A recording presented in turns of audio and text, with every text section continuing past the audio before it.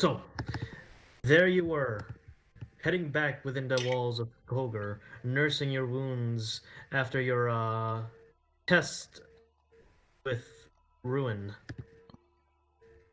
Some of you were all in all untouched. Some of you probably should have died that fight.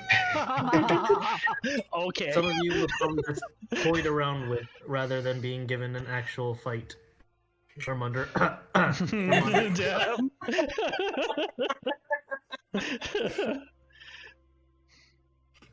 I didn't come unscathed. He took a horn. He's gonna come for the other one. That's what he's gonna do. Well, I'm gonna find him so I can get my horn back. But yes, you've been giving until the end of the week to make further preparations. Help where you can. Maybe come up with contingency plans.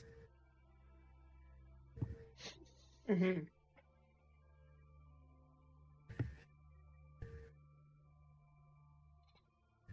So, what shall the party do in waiting for the end of the week? I would like to use my proficiency with Mason's tools to help beef up the defenses of Skoger, try and beef up the walls. Okay. One of the city planners offers you his insight to the wall to the defense. He suggests that Lord Invictus, the walls of Skoger are made of complete stone, unlike Barbarian. However, our gates are made of wood.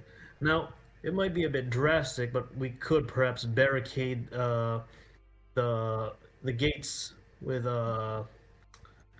bricks and stone foundations, similar to the walls that surround us. It would entrap us, but it would also secure the bulwark of the wall. Nothing will be able to punch through as hard. Right now, that sounds like our best idea, since considering what we're going to have to put up with in a couple of days' time. I say it's better for us to be safer inside than worry about anything getting in. Right.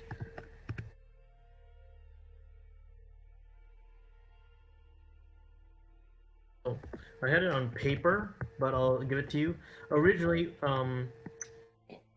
let's see.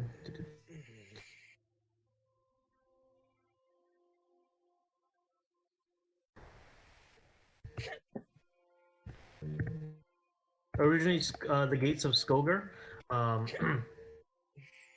they were originally around 200 hit points, but I'm beefing it up to 350 now. Oh. All right. I would like to investigate the catapults and ballistas, make sure they're in working order and operational for the battle. Yes. Yep. At your disposal, you have 6 trebuchets. All the engineers and workers in the city managed to pull together and make all of them functional. However, you only have basic round stones to use as ammunition. You do not have any thunderstones or shatter stones.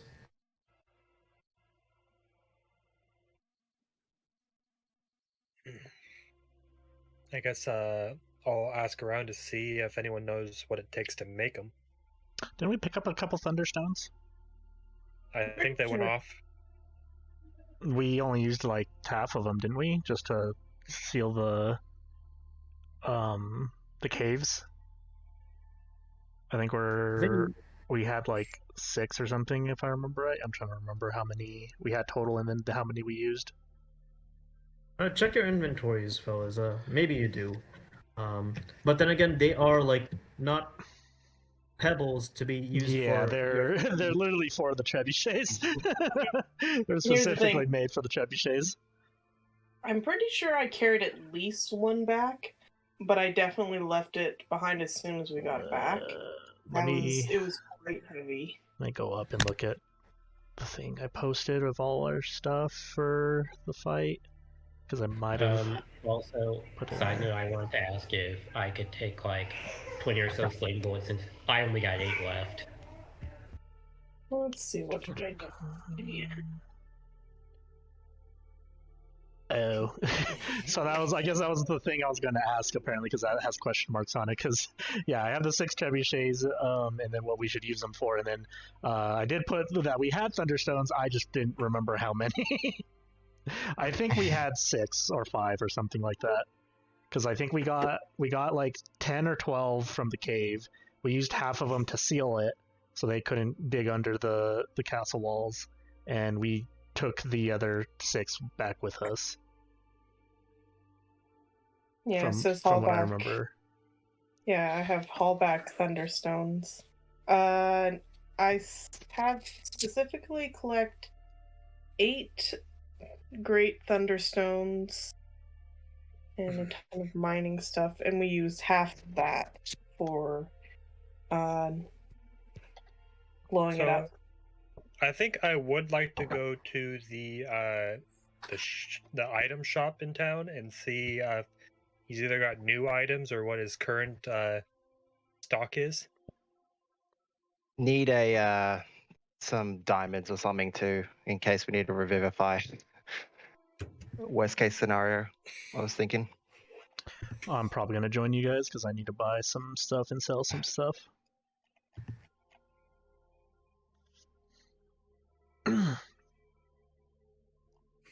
Okay. But yeah, do you want to go to Maybe things found? Things found, yes. Oh, yeah, I should probably recycle their stuff. They do still have their specialties of the alchemist bandolier, the bag of buff beans, the hymn blade. But let's see. Let me replace the other stuff. Okay.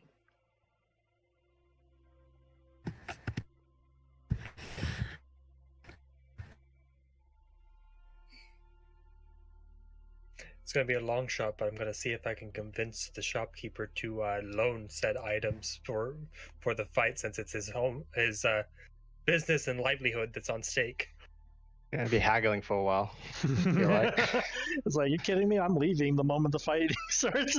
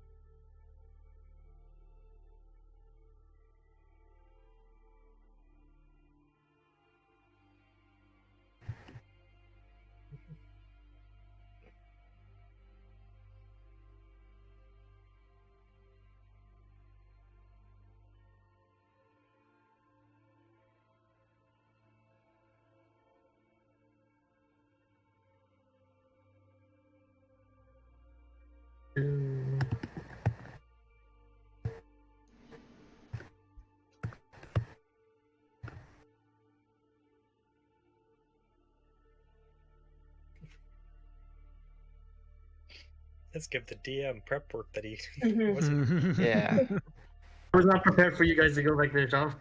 I mean, this is a perfect time for shopping, so. If it's okay with you guys, I'm going to take about 24 sling bullets since I have 8 left after our fight. Gotcha. This is good. I finally fixed my spellbook, so I have everything here. Nice. Does anyone need a longbow? No. All right, cool. I'm selling it. Yeah, sorry, your longbow is literally a tiny bow. Yep, a little. It's a short bow for Armundur. I only came up with 5 stuff, but if you want to ask for something specific, then the store clerk might have some behind the inventory. Okay. But going back to things found, you see Fenrir just shining some of his magical items. You see his pet polar bear just sitting in the corner munching on some cabbage. This guy has a pet polar bear? Yes, I think we established this. You've only been here once, I think. I don't think Vivika's ever been here. A polar bear, just with a mouth full of cabbage, just looks at you and, like, munch, and goes back to eating a bowl of cabbages. Yes, welcome. Oh, what can I do for you, heroes of Skulker? Well, as you well know, we've got quite a battle on our hands. We came to see what your shop can provide in aid of the city of Skulker. The battle? Where at?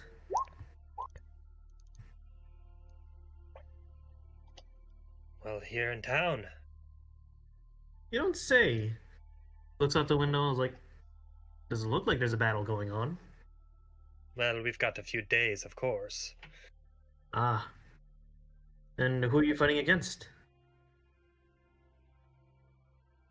Well, you know very well of the cult, do you not? The what? The cult of the Black Sun? I don't really go out that often. Oh.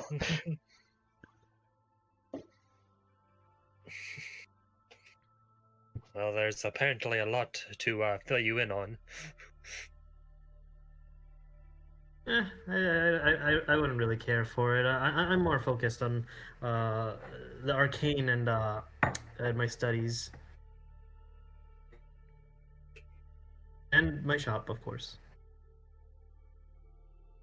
Well, But- once this battle starts, what are you gonna do about your shop? It'll still be open, I suppose. When it's a pile of rubble, you're gonna keep it open? Are you telling me a war is coming to Skulker? That's what I'm saying. Are you not listening, man? Huh. You don't say.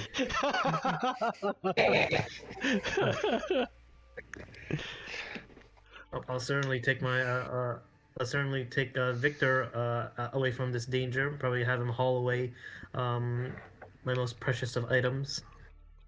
And, probably move to Arborang. I hear the coastal city of Arborang is very lovely at this time of the year.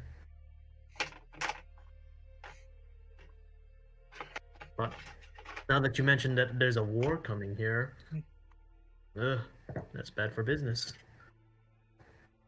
Anyways, did you come here to buy stuff? Yeah, we did, of course. My selection is a bit thin, but I might have something in the back if you're looking for something more specific. Please feel free to look around and ask me what each one does. Do you have a diamond worth about 300 gold? Let's see, a diamond worth about 300 gold. Looks through a barrel full of gems. Nope. Tossing around an amethyst, a ruby, other useless gems. 300. Picks a diamond up, looks at it. I have a diamond worth 290 gold. Will that do? I figured as No. much. Yeah. Sifting through a barrel Damn it. full of gems. It's probably about 10 minutes in, and like, okay, how about a diamond worth 400 gold? Only one I could find. Do you guys think it's worth it? If it stops us from dying, If it stops one of us from dying. Really annoying. I have something Okay. for that. I have 299 on me. And I also need to get rid of how much for a chainmail and a basic iron shield? Need to offload this stuff. What did you say? Chainmail and a basic iron shield. Chainmail and a basic iron shield. Are you asking about the mithril chainmail? I think No, he's I'm just selling. trying to Selling. sell it. I just want to sell it. Oh.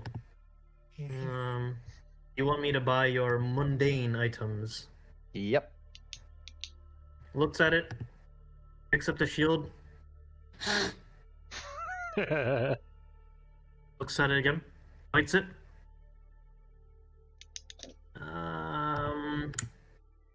I'll give you. I'll give you 56 gold pieces for all of it. All right. Does anyone else want to add to this bulk selling while we're doing this? I will throw in my longbow. Longbow. Anything else? Your longbow. 6 gold pieces. It was like 35 gold pieces. I'm just gonna give this to one of our crows and take the longbow back. All right. So What do we want to do about that? Just asking, what do we want to do about that secret longbow we have? Secret longbow. The secret. The secret. What is the secret you speak of?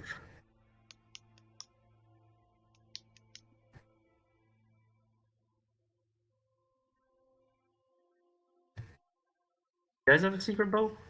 Seeker. I believe it used to belong to one of our dead companions. Yeah, that's what I'm talking about. right. Secret bow. Who has that? I don't. I figured they took that with them when they left.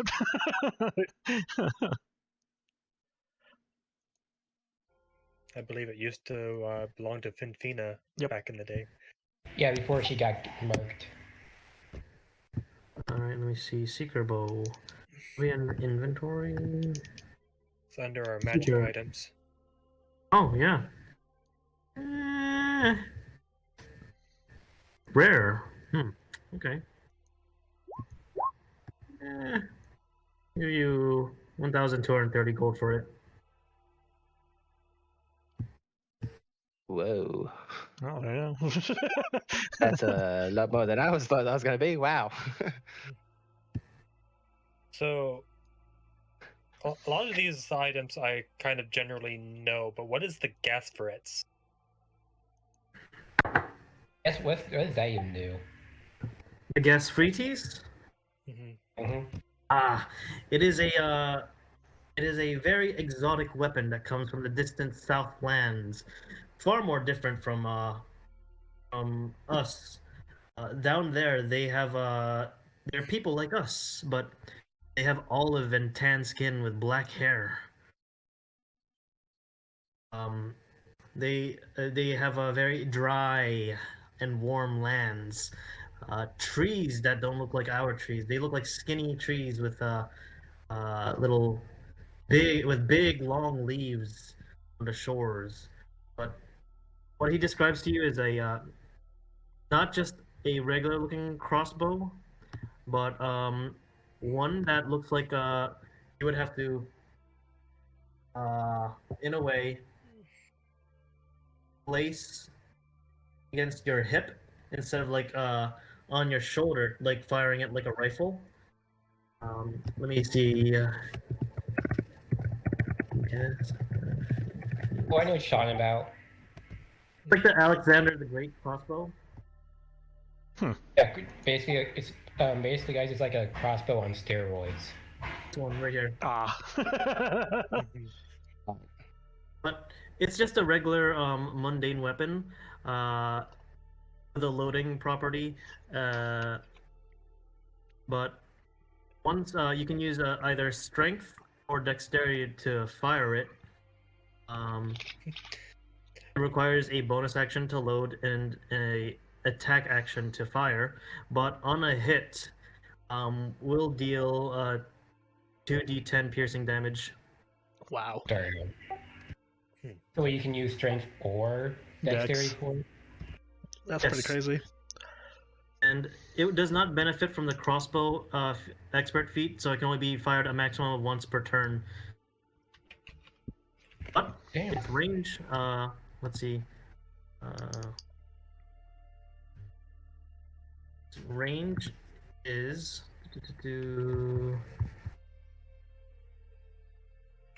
crossbow. Its range is 300 feet to 1,200 feet. Damn.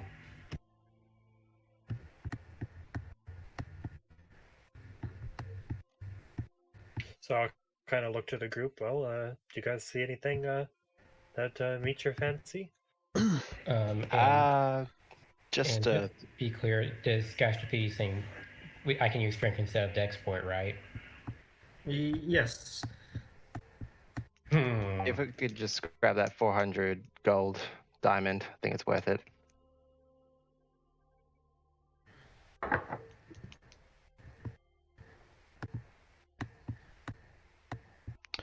Is there anything that you have for a mender like myself?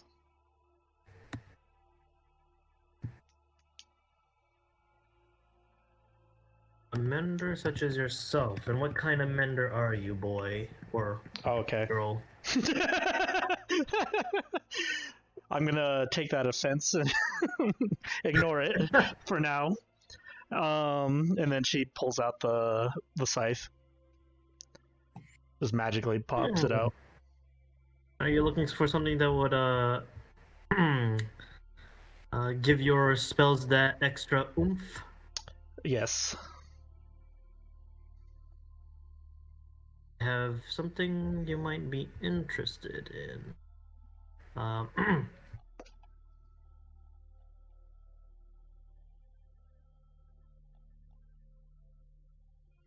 It provides you with a totem. Upon this totem, you see a sea raven's skull embedded onto the top, with black feathers adorning it, as well as a small bone chimes that dangle from the bottom. Essentially, this is a +1 pact of +1 rod of the Pact Keeper. You did read my Christmas list. But I have only no have idea this- what that means. I only have this one. It's a very unique item. I can part with it for maybe about 630 gold pieces. Looks at the party, gives sad cat eyes. What does it do? It basically gives a +1 to all my spells and stuff like that. And then Alright. I believe it also refreshes one spell slot. It's kind of like the Pearl Don't forget- Power, but it's also a +1 to my attacks for my spells. How much does it cost? 600, right? It was what you said? 630 gold pieces. 630.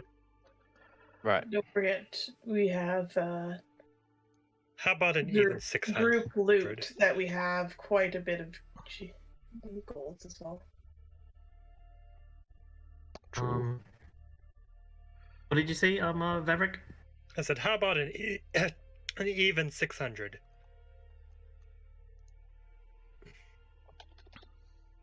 And I'm trying to barter with them. 615.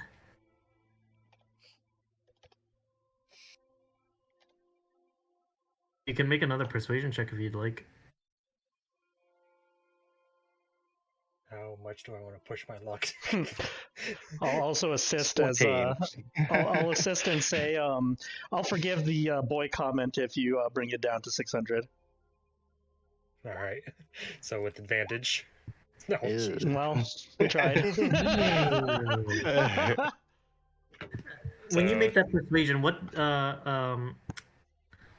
do you say? I mean, she makes a very good point. That is kind of a terrible mistake to make. Surely you can drop it down a little bit for that. I think 615 is a generous offer. And My eyes aren't what they used to be, so please forgive me. I meant no offense. Some taken.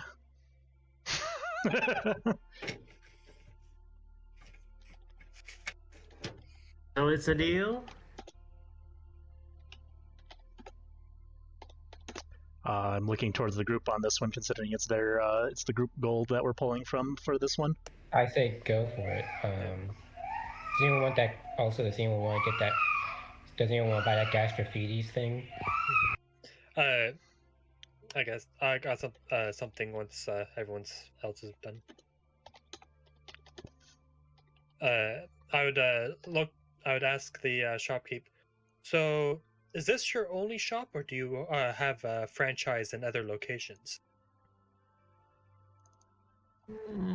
I do have an empty property in Arborang, but depending on the seasons, I'll move back and forth.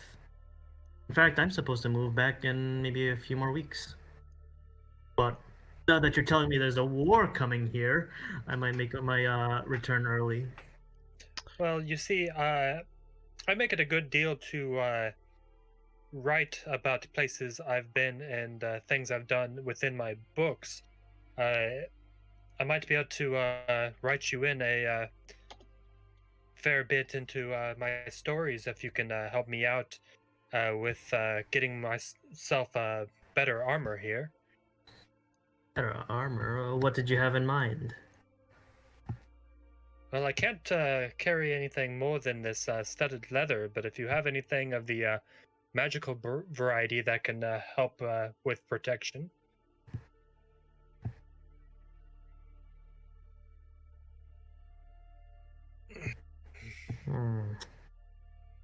Why not the mithril chainmail right there? Like I said, that's a bit too heavy for me to carry. Well, mithril only weighs Yeah, but it's chainmail, it's medium armor, I can't wear medium. No, wait, chainmail's heavy armor. That makes it even worse. Yeah. Then I can only wear light. double wear it.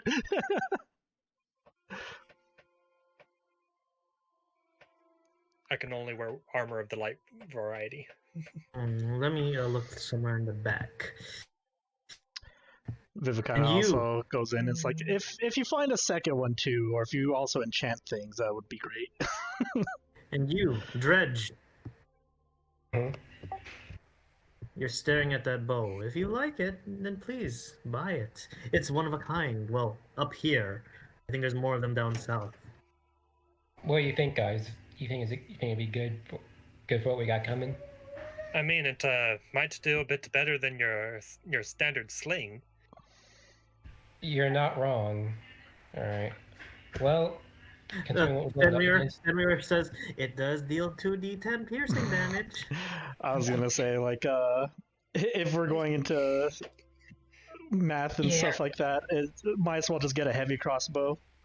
yeah. Well- screw it. And since it plays to me using strength, I'm like, damn it. Actually, I just realized I'll if you take it. don't have the quick or the crossbow I'll expert, take it. it will only fire twice. Yeah. It would not benefit from crossbow expert. It can because of its Right. I was talking about like if you got a heavy crossbow and took crossbow expert, he could just fire that one twice, and just The double thing the is- chance of critting. But Crossbow you're saying are, my dexterity is crap. Ah, I have Well, a 12. the thing is, it's I thought a heavy crossbow was. Oh yeah, I guess its damage is based off strength, and it's a two hit is so, based off yeah, dex. the Gastrophides would Gotcha. work better for me. Gotcha. Fair. culturally, crossbows aren't a mainstream thing here in the banner. Gotcha. So in a similar situation, it was the Arabian nations that introduced Europe to the crossbow, and theirs was more rudimentary and heavier. Gotcha. I'm gonna get the Gastrophides then, since it'll help me more than my sling. All right, that will be 200 gold pieces. So essentially, I'm just asking the guy who's got a +1 studded leather. Yeah. I'm on that same boat.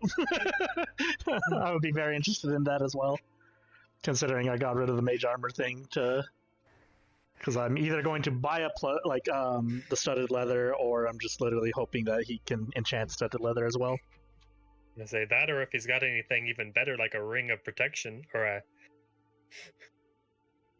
True. But you give the 200 gold pieces, Invictus. Oh, so Invictus is paying for that. Okay, so then it's 1015 at the moment for everything. I thought we had a lot more than that because it said we had like 8,000 in the Treasure of Crows page. Let's see what else. You probably need some bolts or arrows for that guess rates, yes? Mm-hmm.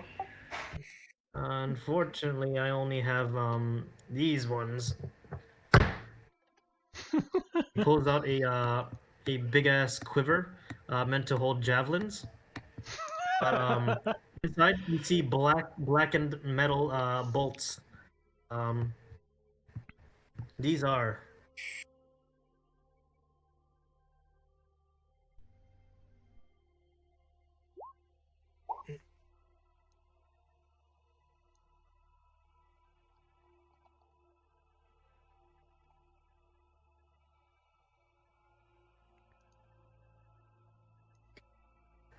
You can probably have more made for it.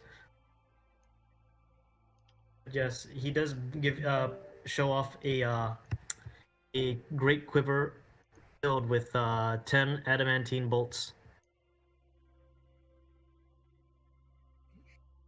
All right, how much will those cost along with it?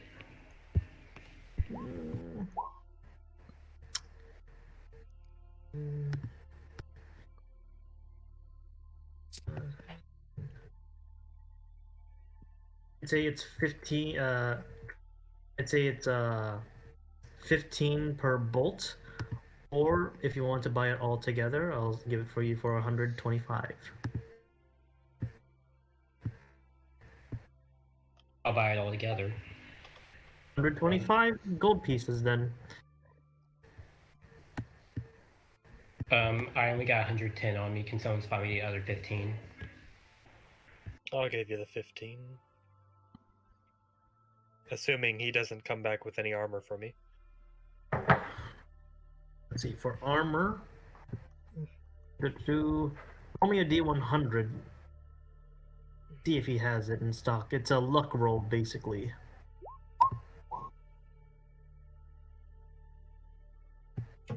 I assume I gotta beat your roll. Yes, yes, yes. Um,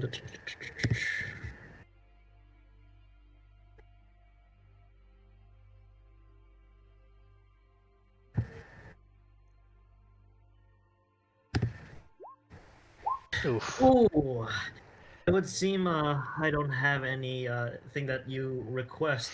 I do have +1 padded armor. If that fancies you. Padded armor being the shittiest armor. No. You're not wrong. I was gonna say, could I do a roll and see if he has the +1 stud leather in women's size?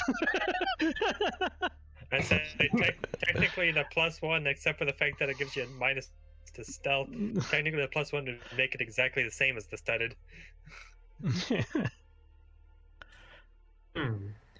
Let me see. Roll me a D100. Wow. Yeah. It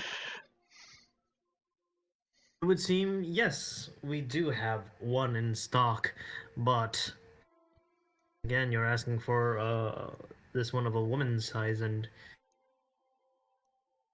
is that suitable for you?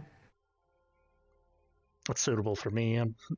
Looks at Vavrick, gives it like the sorry look. Oh yes, forgive me. You are a woman.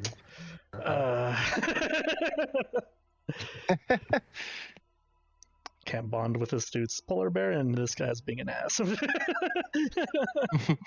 But that would be 510 gold. I thought so. I could put 100 in for that, but I'm gonna need the 400 from the rest for the party. Unfortunately, if that's cool with everyone.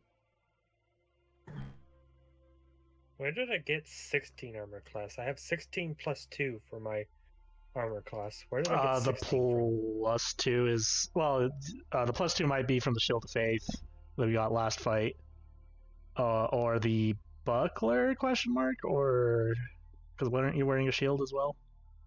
Because I had a buckler, which should only be Plus plus one. 1, which would be 15 armor class. I'm trying to figure out where that extra 1 comes from. It could be Leather just sometimes the sheet itself will manually add the 2, because normal shields are always +1. So you have to modify your shield amount in your settings.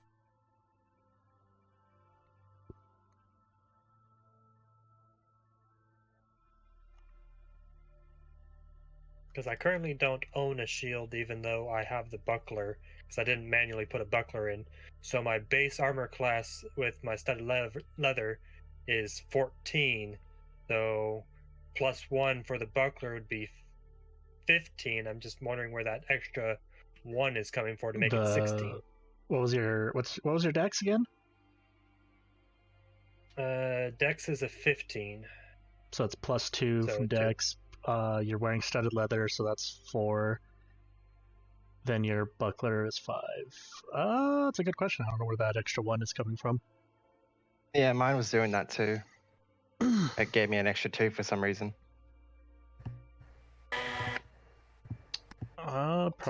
Might be in the settings where just like it's giving a +1 to Yeah. armor somewhere. I'm just Gio, gonna do you have the information for the porcupine armor so I could add it to my sheet? Yes. Should be in magic items. Porcupine splint.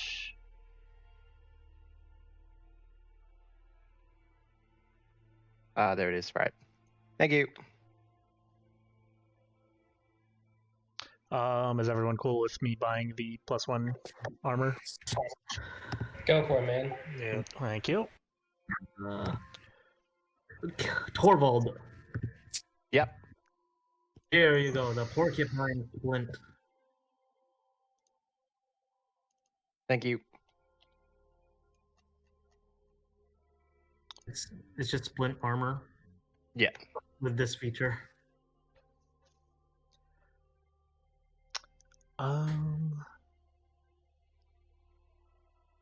For the lesser luck stone, is it like what makes it lesser? Is it just the stone itself, or is it broken, or?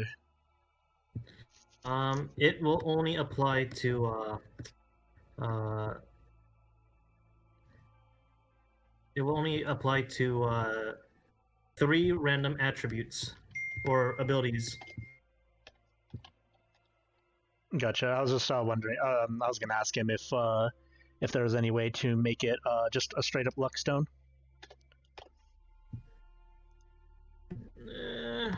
I don't have my equipment. All of it's in our Arborang. This is the second opening of things found.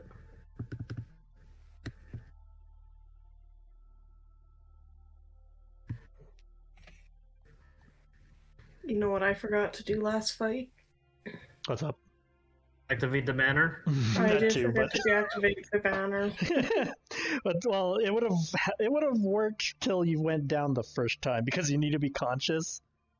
Mm-hmm. So I guess it would have been the advantage on the frightened effect, or the +1 to hit. I probably would have done the Valor, the +1 to hit. So yeah, for like the first quarter of the fight, it would have been nice to have that +1. 81. 81, 81,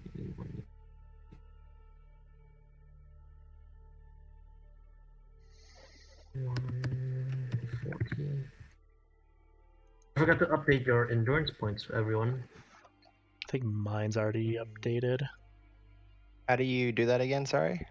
It's going to be half of your maximum hit points rounded down. Right. I thought it was rounded up, and then plus your your level. Yeah, plus your level. Sorry, it's been a while since I leveled you guys up.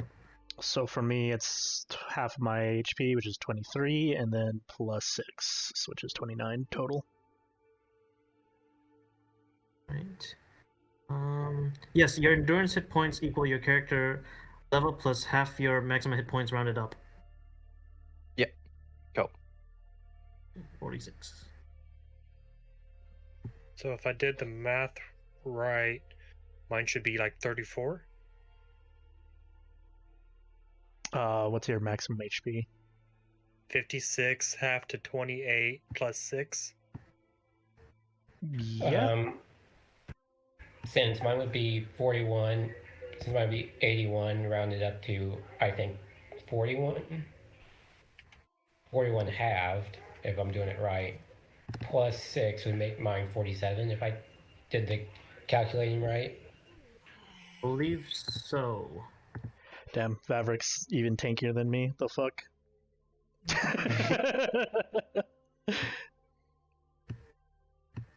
Okay. I So. blocked sorry. the damage with my magical loot.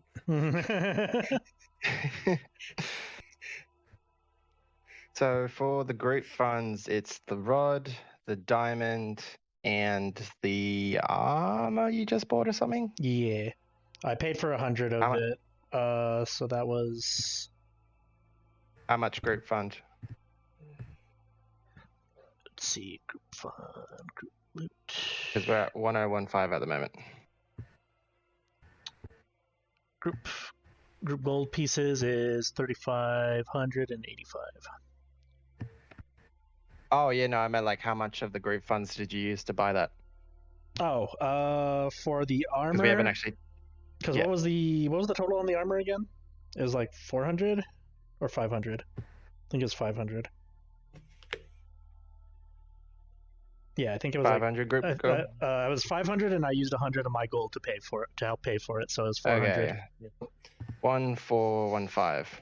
I'd also like to ask the DM, did we successfully upgrade any of our crows / army to have better equipment? I am trying to remember I think they just promised us the Pearl of Power, and that was it. We tried to convince them to upgrade our army, but they'll give you like... something. They're not blowing their entire funds to fund like a bandit army. I mean, they probably should. It's like if we're considering that we know the numbers of what we're fighting, we need all the help we can get. There's no reason to be stingy at this point. Bankruptcy is essentially a slower death than being slaughtered. I mean, would you rather die with your coin purse full, or would you rather live with at least be alive at the end? Realistically, you should ask the guys in the 1920s during the start of the Great Depression, throwing themselves off their business buildings.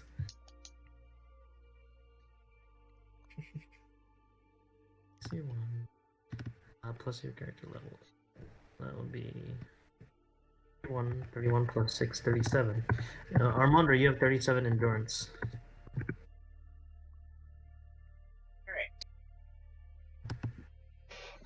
So I did that wrong.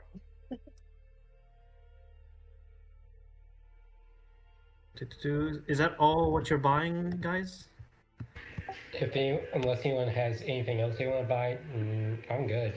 I'm good. I appreciate the putting the money in for me. 23. Oh, that didn't work.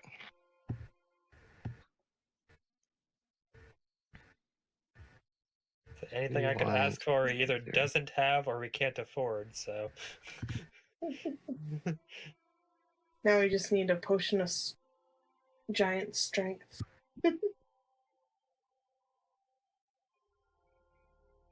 Yeah. Stupid roll 20. Alright, so, are we ready? Mm-hmm.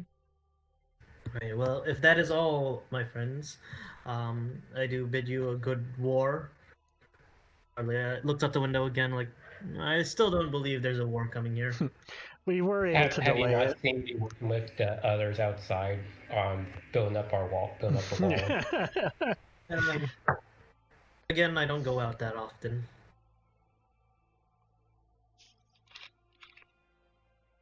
Good luck.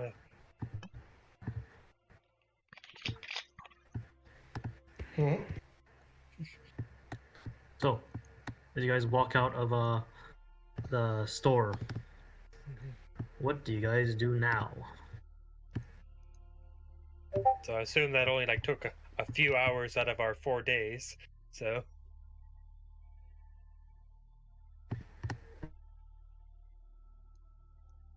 All right. Oh, Let's see. seems like my connection got also. Oh. You guys want for the day to pass and for the next day to begin?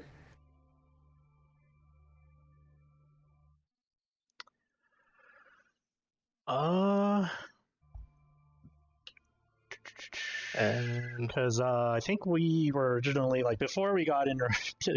Because this is after our long rest, right? Like when the shopping and stuff like that. I think so. Yeah. Yeah. Okay. So that was day one in our. Because how many days do we have total of like until they attack?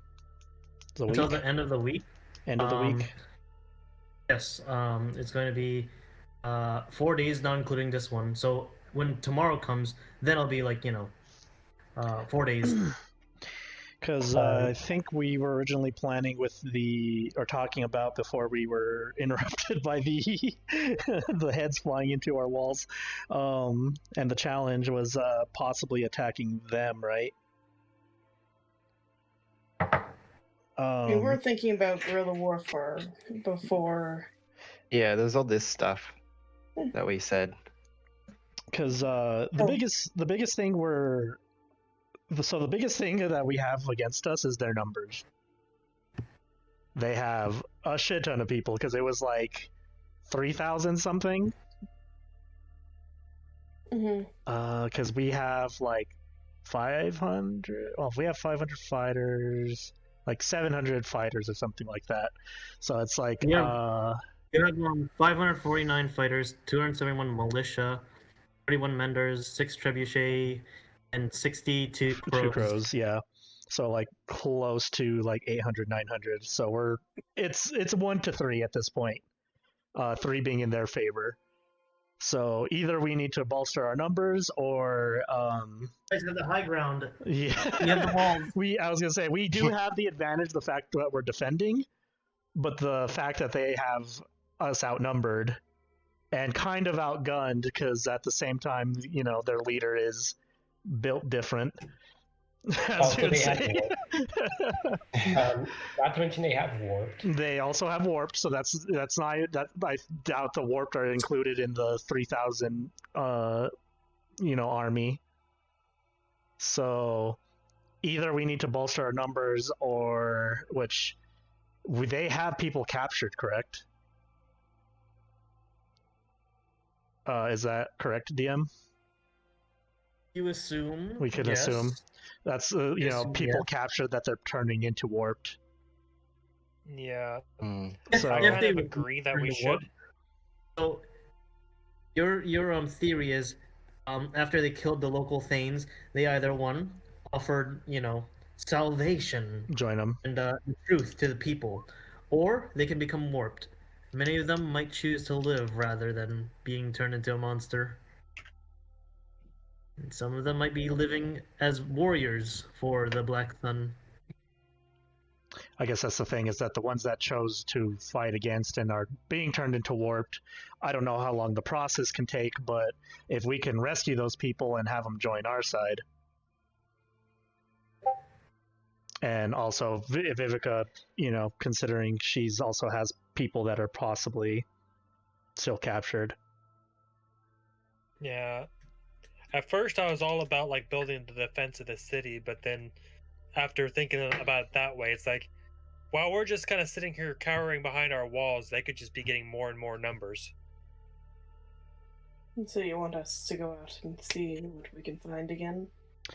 We need to use this time to either get our numbers up or make the defenses even stronger. But I was hoping Invictus was helping make the defenses stronger.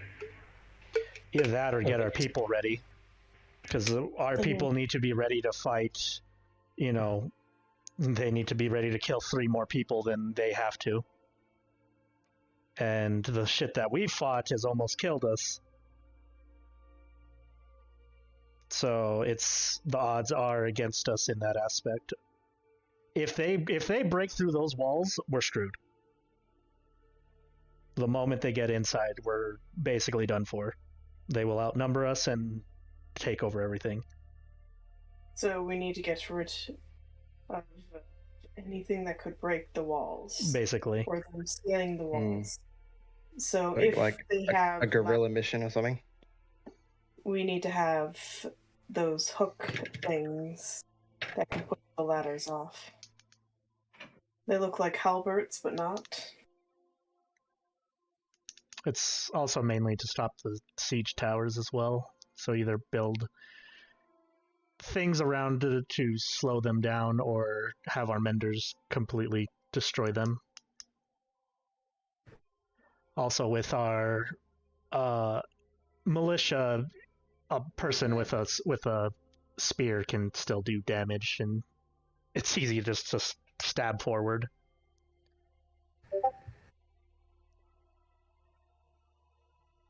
Right. Do you want to do this mission blind, or do you want to send scouts? I think they already scouted for us, didn't they? Because the town was originally telling us what, maybe we should hit them first. So I think they already scouted for. That was like a day ago or something like that, but like 2 or 3 days ago. So, and they've also just moved in their main force. And I know one of the times during our interrogations, we were revealed of like some of the locations of other camps. So it's either hit those smaller camps and hope we come out positive, or... Yes, I do think that was when we took the That's how we got 2 of our trebuchets, isn't it? Mm-hmm. But also remember, they already tear down those camps to turn them into the bigger camp, so those are probably already gone. Mm-hmm. So... And Invictus, the gas treatise does not benefit from dueling style. Oh no, I was having to take that off Okay. real quick. While I was clicking it, I forgot I had that toggled on there.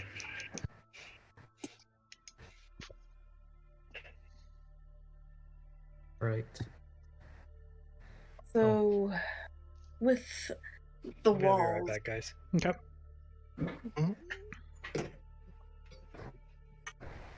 there's also a moat in front of, around the main gates, but Yes.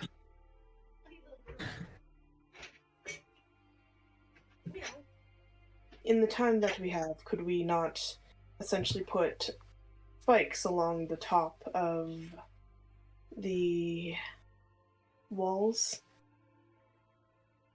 Like, I mean, the walls are made of stone, so they can't really... it would be on top of the wall, so essentially making it so that if they have the ladders, they have these spikes. That in might the also way. hinder our archers. Well, it's not going up, it's going out. Right, but our archers are looking down at the spikes. Mm. Well, yeah. If they're right underneath. Mm-hmm. Down here. Meow. Then next thing you know, troubles.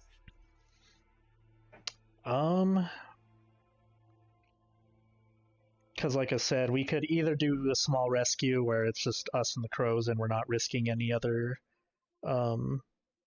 militia people, and we get them out as fast as possible and get more numbers to our army, or we just attack them in small groups and harass them for the rest of the couple days, and then as we're doing that, our main people are building stuff and getting things ready.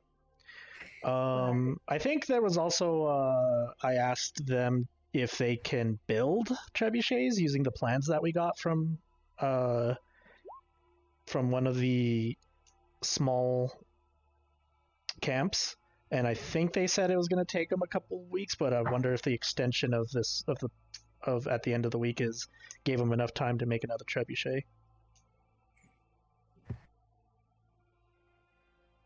Do we know that, DM? Let me see. Roll me a D 2d6 plus 2. 2d6. That'll represent 2 weeks. Let's see how many the fastest one they can produce is. Give me 1 second, because for some reason I am back. Oh. my roll 20 is acting weird. I had to close mine and restart it because for some reason the entire browser crashed. Also, my internet thing is acting weird. It's like I can't literally like move it up.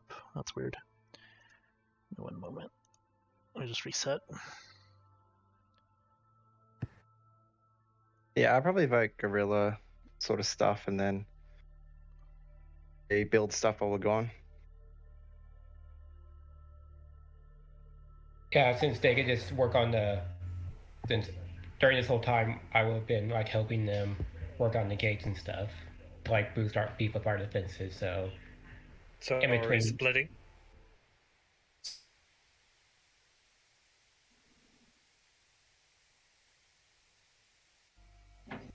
You want to do that? No, I I don't was want going to to do say, I'm like, why? I mean, Unless- unless I talked with the planner of Skoger, like, hey, is there anything we can do to beef up the defenses? And he said, yeah, we would have to beef up the gates. Since those are made of wood, so So you That's- want, so we can get people to brick it up. What I heard. the only problem with that is once that's all finished, it's going to make it so that once that's all completed, that nothing can get in or out. Hmm. So essentially, we only have a short window to harass. Yeah, so if we're going to do this, we're going to need to make this quick because Let's say that, or we leave without the thought of coming back in. We just come back to a closed gate. Mm-hmm. So it's Which a is- one-night raid. Because they have to build upwards. it's not it's You know, not the best idea I could have come up with at the time, but it'll give us time to amp up our defenses. Hmm. Unless we can rig a rope to pull us over the gates once it's complete.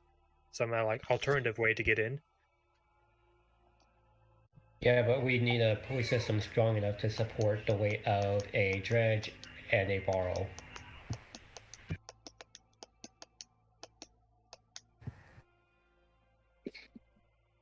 Thunder looks at his belly. I'm not that fat.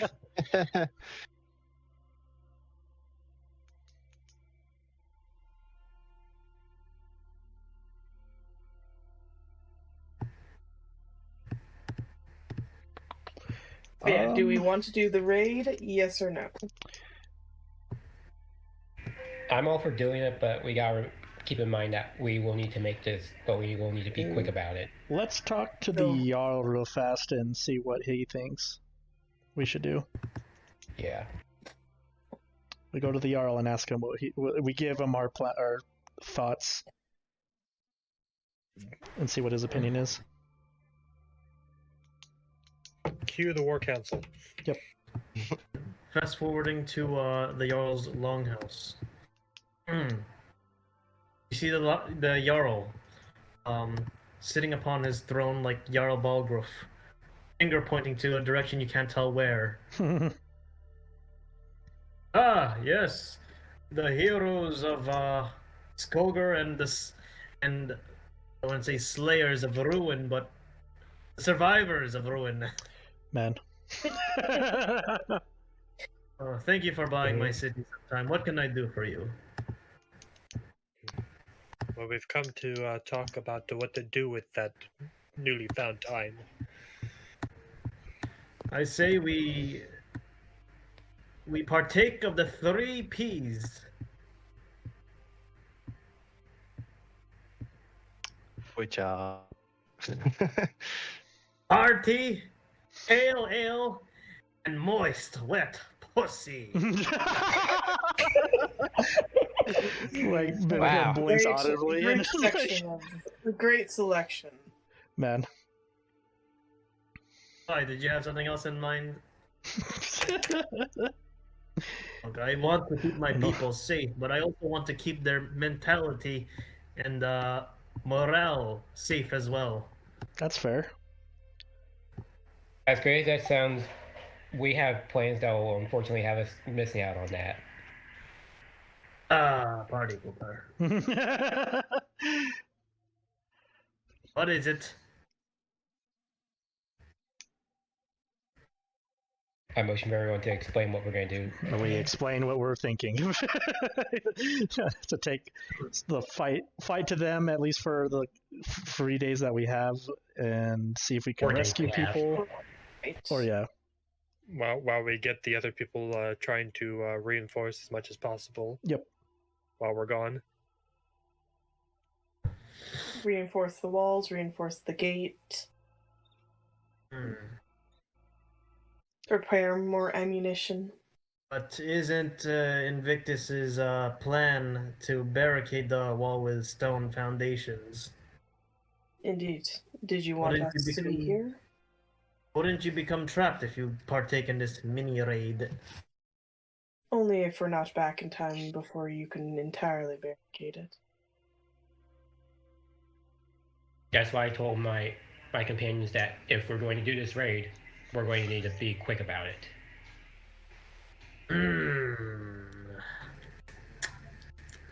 It's against us on what's coming for us.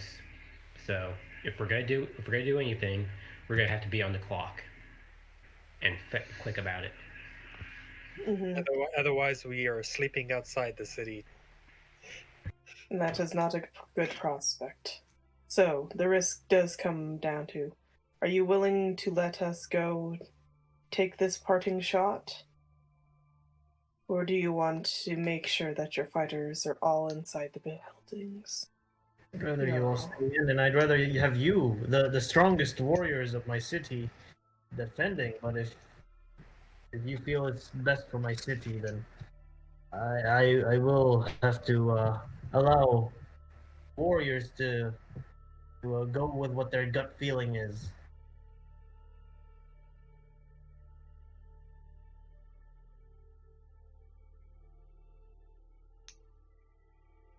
It's nearing around the evening time.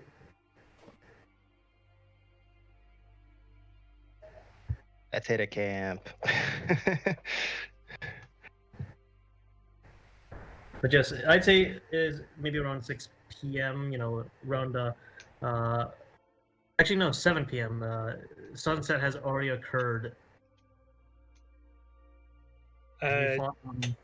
You fought Ruin during high noon. DM And, question. Yes.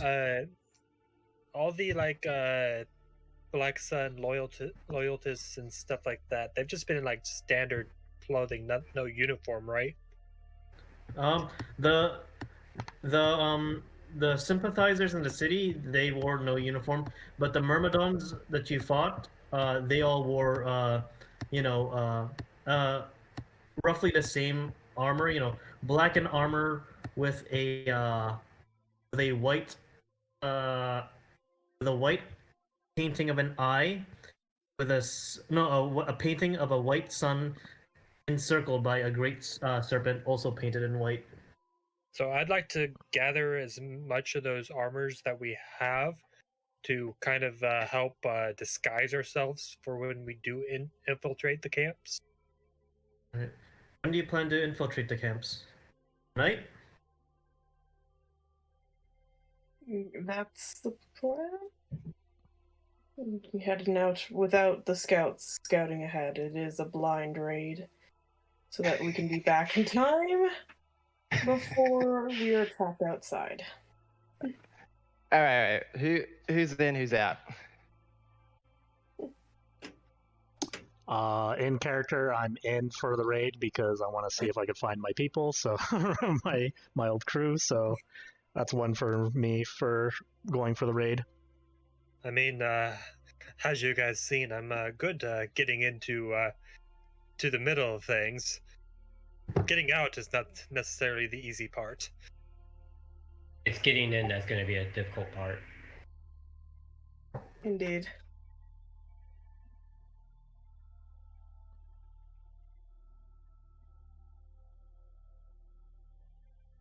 All right.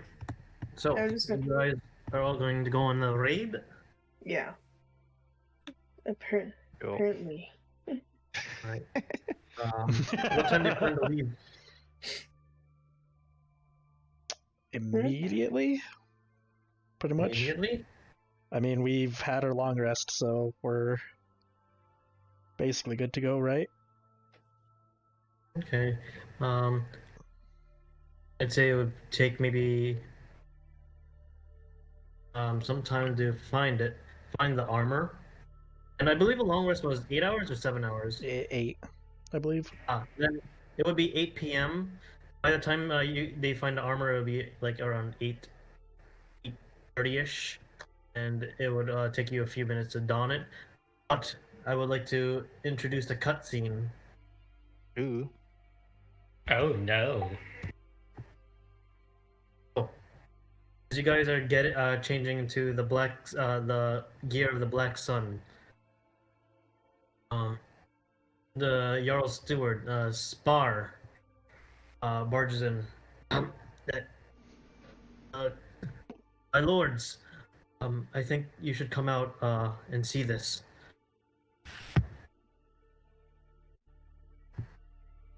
Currently, follow? like trying to not even getting in full outfit, like tripping over one boot as I stumble out the door. You, Spar, and 4 of the Jarl's men escort you to the top of the walls. It is nightfall with the moon slightly high. And as you climb up to the top of the walls and overlook the surrounding territories of Skogar, there you see a thin line by the forests. Torches alight. Right. How many does it look like, roughly? I'd say it would look like the thin gray line from the Battle of Gettysburg. So it's going to be like, it spans at least like lengthwise, it's going to span maybe about 5 to 6 American football fields. Oh Oh jeez. my god. Oh, damn. Damn. Seems like they beat us to the punch. Ruin did say he had his army on standby. Indeed. I don't think we can sneak past that, or if we had to go around it, we'd take a very long time. One of the torches makes a closer approach, about maybe 30 feet ahead, or no, like maybe 15 feet ahead of the pack, or the wall, or the thin line. Pulls out one of his weapons, and the torch on the other hand.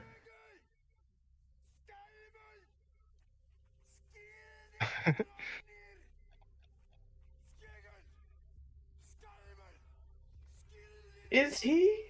I think Yelling? he is. He is helping us.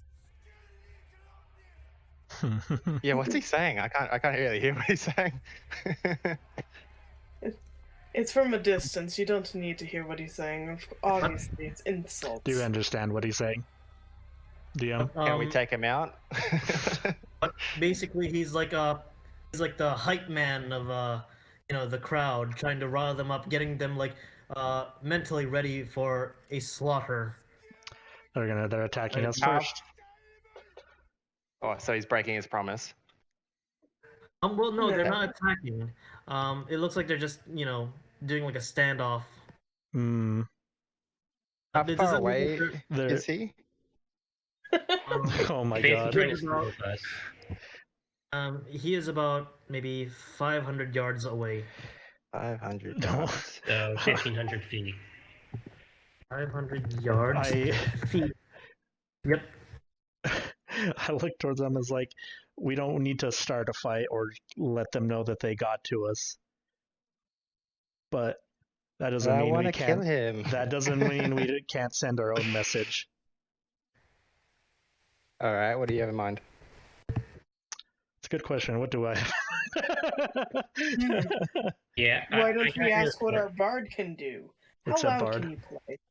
Oh yeah. How loud can you make something? Vavrick, do you have something to drown him out? Well, you mean like drowned out their The screaming? chant. Yep. Yes.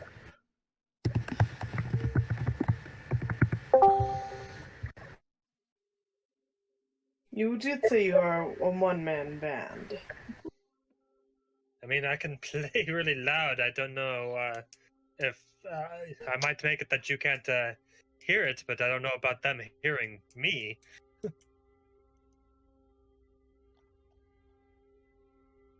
And I'll just start summoning instruments and try to play as loud as I can. Can I?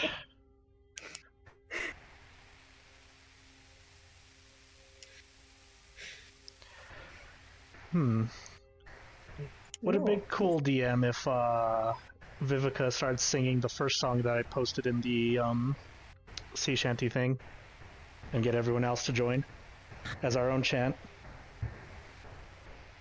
Oh yes. Yes, you may make me a performance check. I don't care if what I get, because as long as we're drowning them out, showing them that we don't give a fuck. Let's see.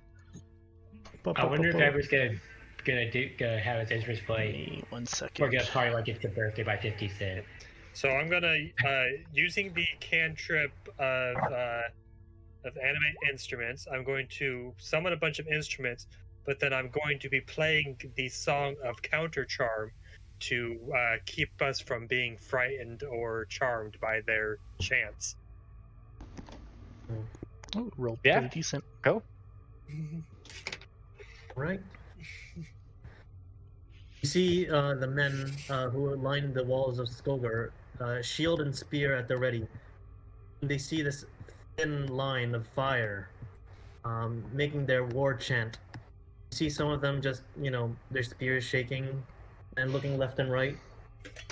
With your song and with Vivika's performance, they seem to steel themselves and hold firm, less shaking and more determination.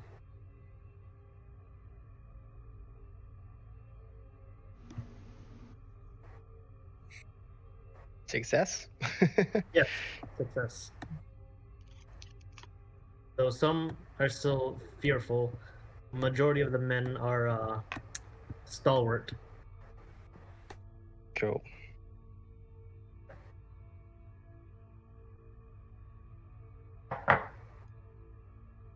As both sides, the Black Sun and Skogar, do their chants. They begin to die slowly. And once the Black Sun dies quietly, you see them snuff out their torches one by one, to 2 by 2, then dozen by dozen, as they vacate the premises, leaving nothing but Skogar, the only thing alit, other than the moon and stars.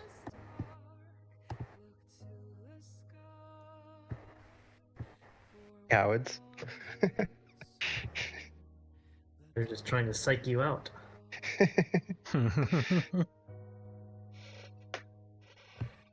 So I kind of feel like the whole going out and attacking their camps, it kind of seems like they're trying to pull Provoke us us. towards that.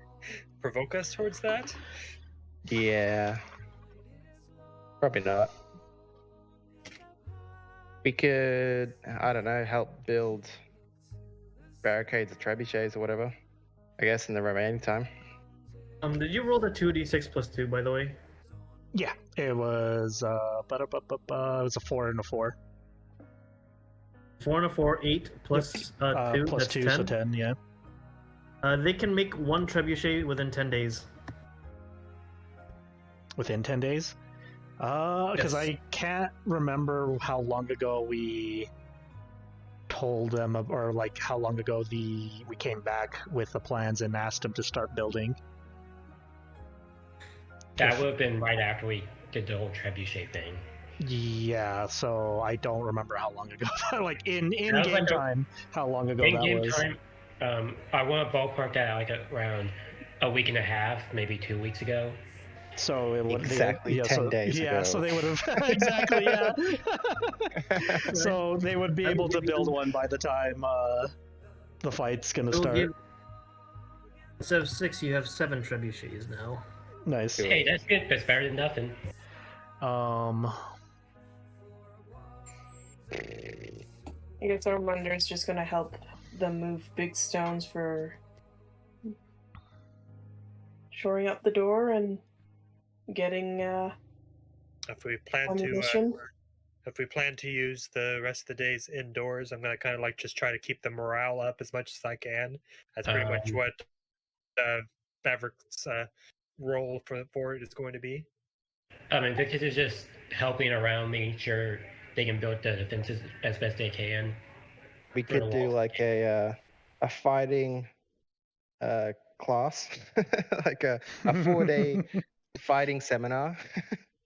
Yeah, I'll do that in my I free would time. I would also have the guards and our men fight with each other, like one Build to up synergy? build synergy and rivalries, because it's like you want to fight together but also keep each other alive, and you don't want your rival to die in a fight. Here's your homeboy. It's your homeboy, right? Yeah, I'm not gonna let Right, these yeah. I'm not gonna let these crows outdo the guards of Skogr, so kind of thing. Yeah, try to improve some of these like militia and fighters, if possible. Hmm. Is there a body of water in the city somewhere? In Skogr, there is a in the distance, near closest to the mountain, to the hills, or the plateau nearby. There's a waterfall with a stream that runs near the city, but not into it. Vivika's gonna go there and she's gonna see if she can commune with her patron. And your patron is what again? It's kind of weird because we more or less talked about it, but I kind of posted what my thoughts of what it would look like in the arts and memes in Discord. Were they like a powerful mender when they were alive? Because That sounds like it would be one of those things, and then yeah, either that or it was just a powerful creature of the vast that grew a conscience and became very interested in like the balance of or the natural order of things. I'd say your patron would be one of the entities that escaped the center of the world during the Black Sun crisis, and has been roaming free on the overworld. Okay. Under the waves. Yep. Untouched. And doesn't like competition.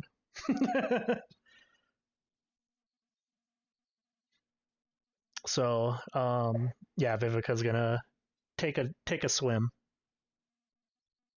and see if she can commune with him.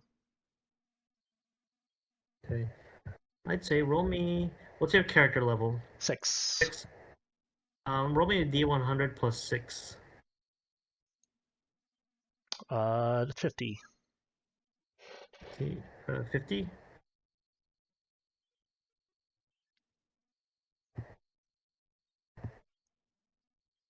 No. Damn it. As you're swimming in the water. You're trying to commune with your patron.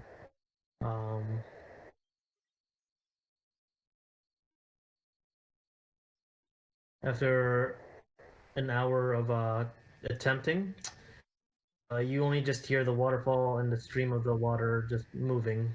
Damn it. Nothing contacts you.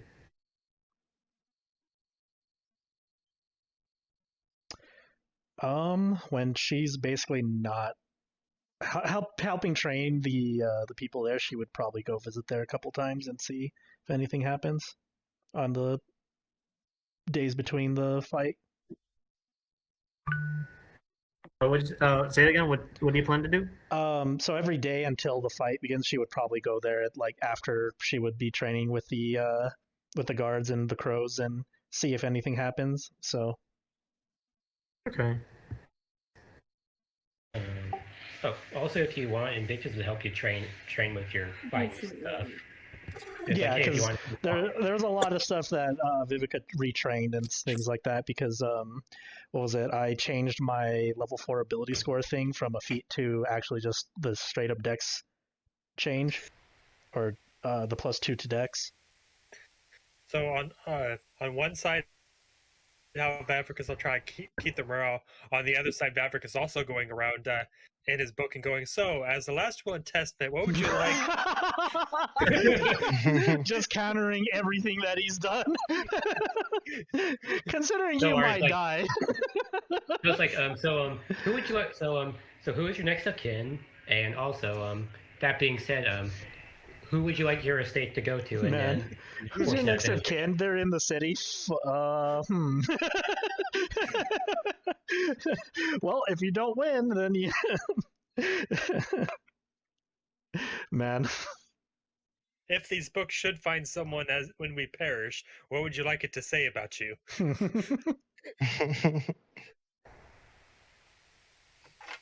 And I didn't die like a bitch.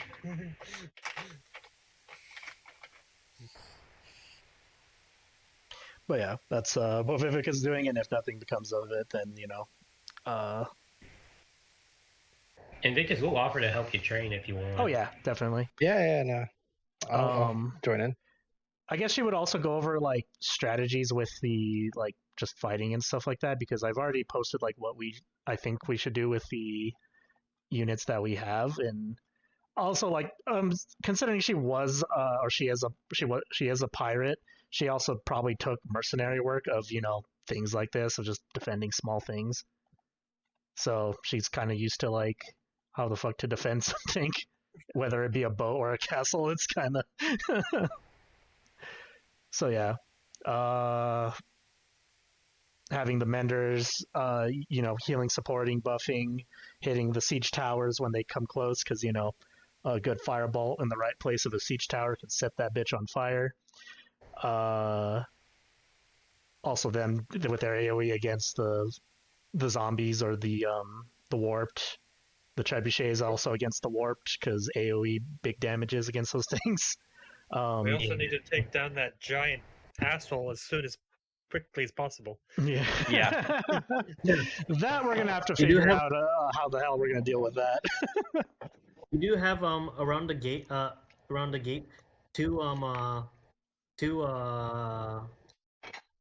two beams that stretch out overhead on the walkway towards the gate with cauldrons ready to pour boiling oil. You have that one. The moat is dug around the gates. It is around 10 feet in width and 5 feet deep. Cool. And around random parts there are barricades set up. So this is going to be harder for them to reach the wall itself. And where else? But yeah, they also made fire pots for the trebuchets. Nice. Did any of that training improve any of the fighters, or not really? I will say Who participated in training the militia? Vivika. I did. Yep, Torvald. That's one. I can split my time up between helping reinforce the gates and train the militia. That's 2.5. I mean, I probably like part of my inspiring probably like come and like inspire them or try to Alright. bolster them. Are you training them in the ways of armor and sword? I'd say I don't really have anything in character to offer for that. I was going to say the menders, considering you are one. If you want to train some of the lower menders to, like, you know. I am not leveling up a mender. Hey, man. Even just lower ones. So. Was worth a shot. Yeah. I'm not saying level them up to cook levels of or mental levels of mender, but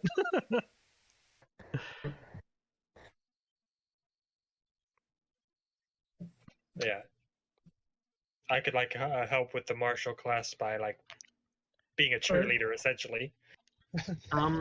Torvald and Vivika, roll me a d8, and Invictus, because D8. you're spending half your time, roll me a d4. Aw, man. nice. I teach them to fight dirty. So in total, you have.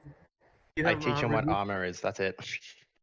You've reduced the militia from 271 to 261, but you have gained fighters from 549 to 559. Nice. Cool. Yes. Do you continue to prepare until the siege begins, or do you want to do like an excursion outside the city walls? I think we've kind of already accepted that we're just going to chill here. I think in one of my like things to the waterfall, I kind of want to ask to see if my patron knows if my crew members are still alive, and if I get an answer for that or not. Roll me a D100. God damn it. Well, that. At least. Hey. You beat it. Yeah. I don't know if So I want to 41 know the plus answer. 6, What's up? 47. 47, yeah. 47 beats my 32. So ask me the question. Is my crew still alive?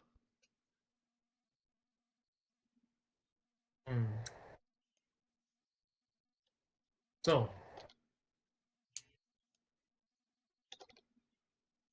while you're swimming, leaves fall from the great tree of Skogar. A flower from one of its branches falls and floats into the lake or pond that you're swimming in. Flower is very pretty, nice to look at, very appealing to the eye, and somehow you feel warmth and love and camaraderie. That is until very black or dark scaled salmon swoops up and swallows it whole and dives back into the water. I'm assuming it's like a flower for each of my crew members, and then they're all gone from that. Mhm. A few petals do rise up, but they're no longer dried like, regular looking petals. They're all soggy.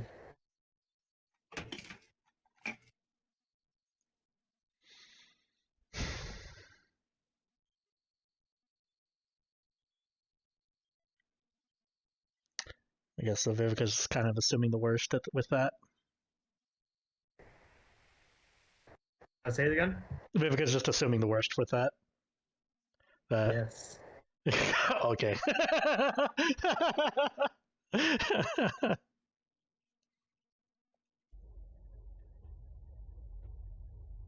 Vivika would probably return back to the city pretty distraught and more pissed than anything. Everything okay, Vivika? I don't think so. What's going on? I'm pretty sure my crew is gone at this point. Wait, how'd you find that out? I guess you could just call it a feeling. Well, I'm sorry about that. Just don't die. I'm kind of sick and tired of watching people die for me. Invictus just looks at you. This picture is like, I am literally too stubborn to die. Besides, I want to run it. I don't just want to run it back in ruin for being a dick last fight. Oh, I'm trying to run it back. I'm trying to go for a round 2 against the Varl, who beat me and broke the one weapon I had from my own. So nah, I ain't going until I kick the shit out of both of them. So you are stuck with me, Vivika. Oh, that's a very good thing then. Yeah. And Invictus just also tell no one I did this, and Invictus just gives you a hug.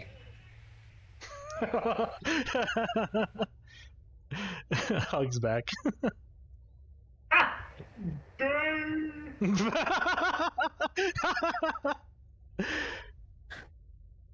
Anyways, He's just says like, say it again, I'll stomp you in the nuts. I dare you. Say it back. Say it again.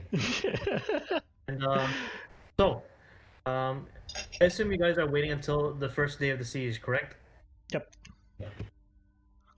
I would say.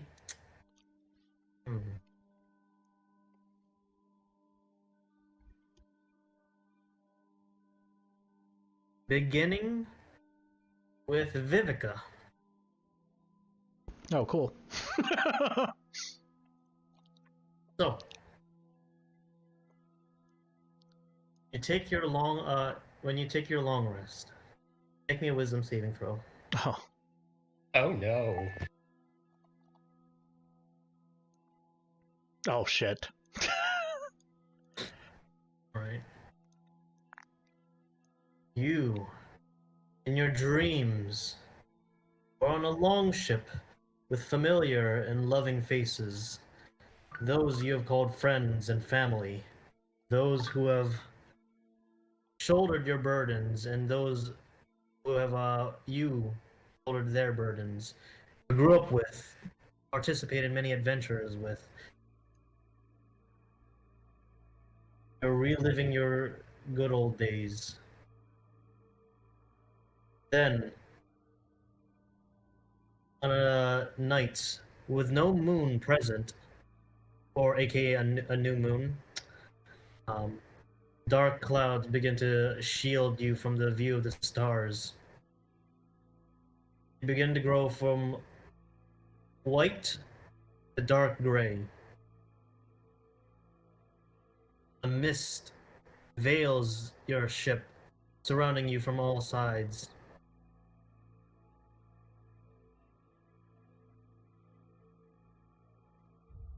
You blink, and all you hear are screams of your crew, the clashing of blades, but essentially there are more screaming than there is fighting. You see one of your crew members works as a rower. You know him fondly for his jokes, his witty charm, and his ability to bring up morale by telling a good story or joke or here. He, armed with a long sword, fighting off 2 Myrmidons of the Black Sun. And in the back, he gets a javelin the size of what a stone guard would throw. Essentially, he has like a giant tree branch sized javelin in his chest, and he dies on the spot. Another crewmate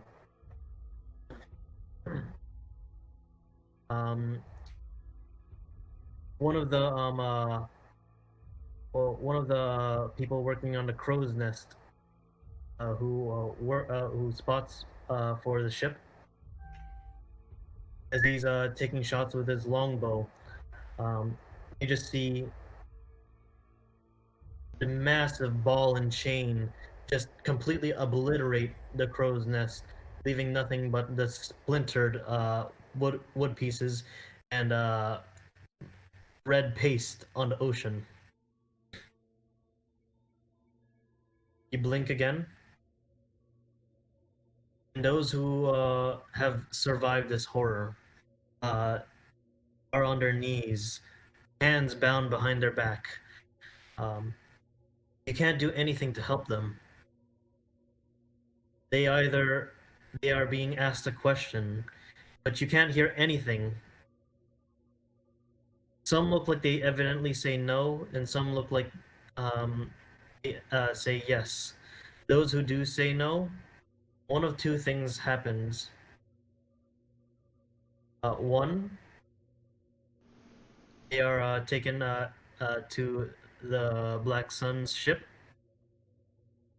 Or two, they meet a cruel fate. You blink again, and you see those who met that cruel fate, their hands and their wrists and ankles tied together, being towed by your very ship as they get I'm trying to remember that term.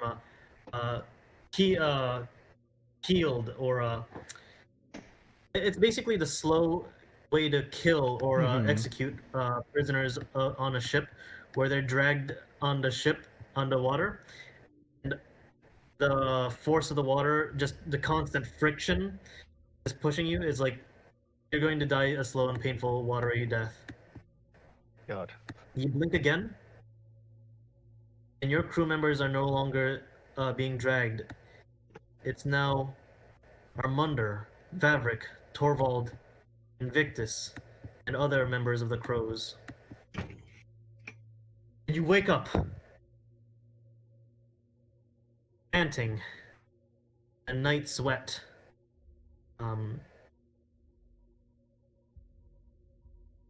You're considered frightened until you can repeat the save every hour to become unfrightened. Gotcha. Let's see. Up next, Armundur.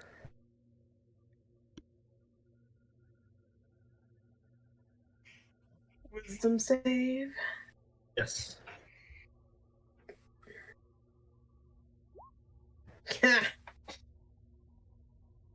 No. Armundur. There you are. A great fire burning. You're scared shitless, but you come to this world brand new, created. There you see Harbjorg, the creator and father of all Varl, breathe life into you. You watch your life go fast. You see your very first battle, your very first killing of a stone guard. How you once fought humans, and how you once finally befriended humanity. You recall your times during the Black Sun crisis, where you lost many of your brothers, and how you are possibly one of the last remaining Varl of the last hundreds that remain, when there was a great many thousands of you. You remember your duel with Ruin. You desiring fair combat, honorable. However, you were met by an unamused scourge who treated your battle as if it was he was playing with his food. Time after time, he knocks you down to the point where he gets so bored, he rips off one horn.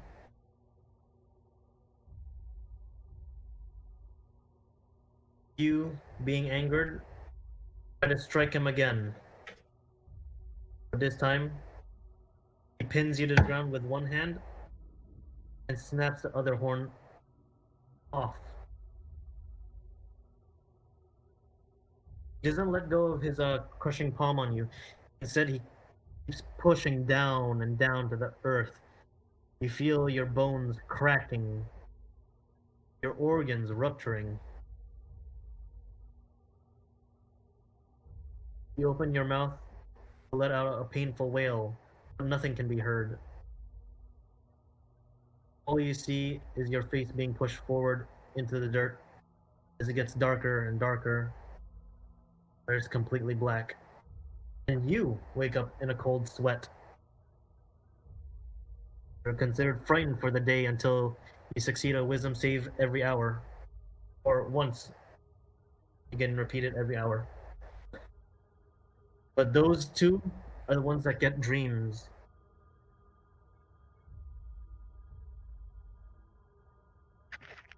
Okay. All right. That's cool. That was very cool.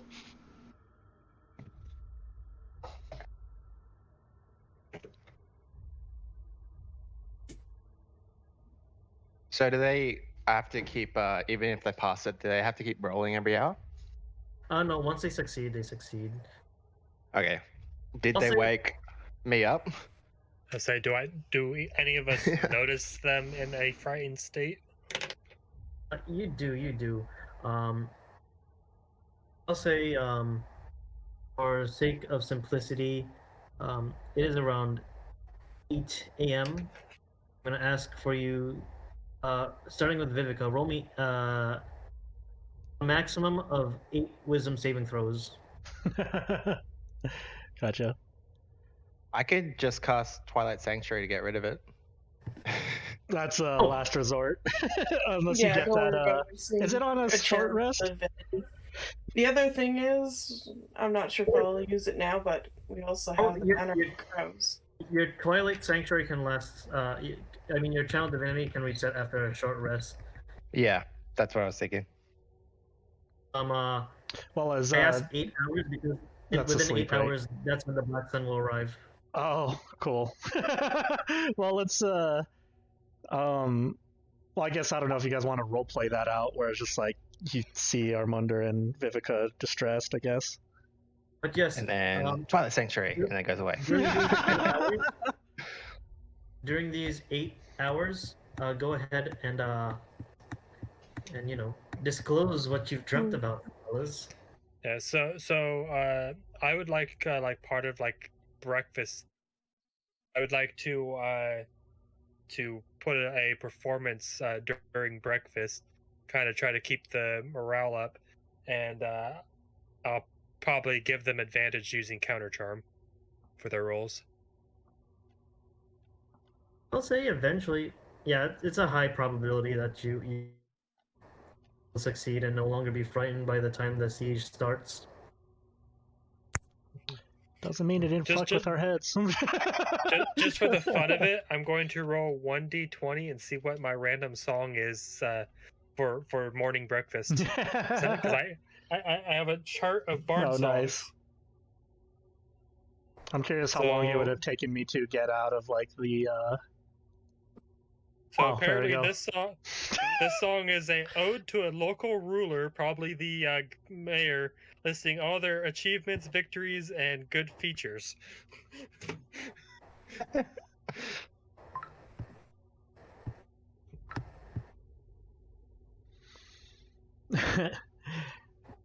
So apparently I sing a song about the Jarl.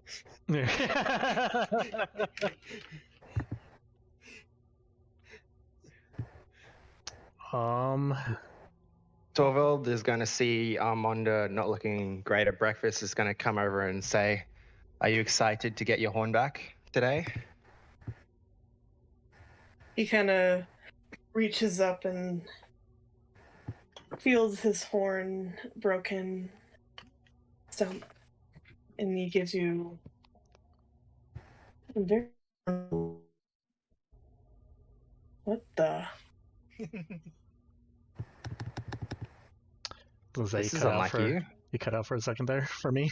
Yeah. We're looking at your token. I'm afraid of your token God. now. I was is in that? my Yeah. I was in my character sheet and didn't even see that. That's terrifying.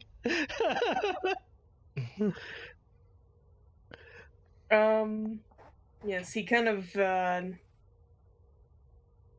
gives a very grim look and says, "We always live for battle. Always. Always." He does not look excited or sincere about that statement. And all us kind of like come up and be like, well, as long as you keep on the living part, I'm fine with that. That is not a problem. I don't intend to join and end my life with the Varl of the past and return to the Forge. This is unlike you, brother. And then I'm gonna cast Twilight Sanctuary and try to touch him on the shoulder, try to make him feel better. Get better. Come on, you round 2. You got this. That dude couldn't even kill you, and he like really tried. Like really, really tried.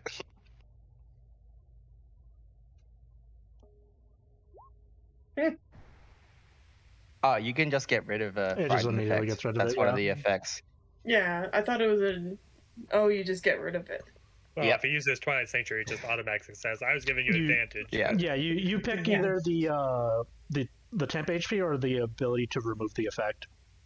Oh, okay. I thought it would gave advantage for some reason. Better Same. than that. Same. My ability just gave advantage. I guess as Vavrick is like singing his song, Vivika kind of like. Or go ahead. Oh, I was just gonna say, I ain't gonna let you die. It's not about not letting people die. It's about if the DM decides if it's necessary, Yeah. or if the DM decides if he's bored. Yeah. On a whim. Is the DM tired of this character? Roll up a new one. Yeah. Your I'm character done. now displeases me. I'm finished with their shenanigans. Let's get them the fuck out of here. As Vavrick is singing his song, Vivika just kind of like wipes her face and then just like starts joining in. And then like after the song ends, Vivika's like, Vavrick, you really remind me of a friend of mine. Well, I'd like to think myself as a new friend. You all are. How about one more song? See if you know this one, and then I just start singing like let's say the last one in that Discord thing. Oh, what do you do with a drunken sailor? What do you do? And I match the pitch and tone.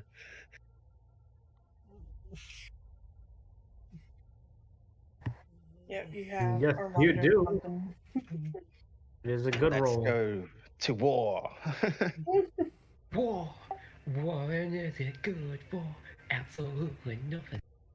Yeah, if we sing that song, if you sing that song well enough, Vavrick, they'll just stop. That's how it works.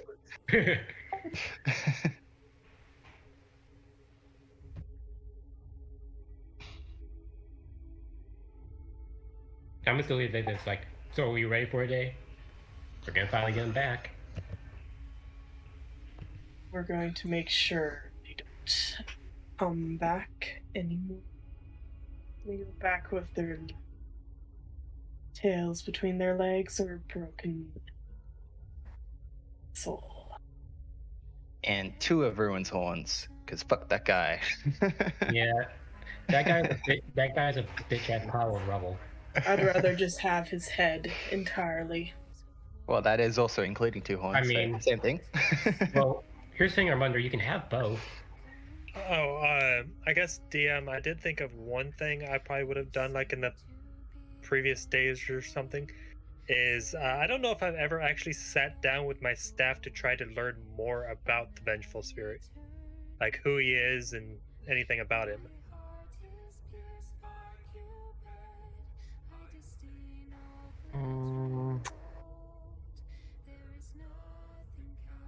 I don't want to reveal it too early. Okay. I was hoping you guys be by Arborang by that time. Okay. Well, if that's something you want to hold off on. Later. Later. Also got a donation from the city to help you defend Skogar.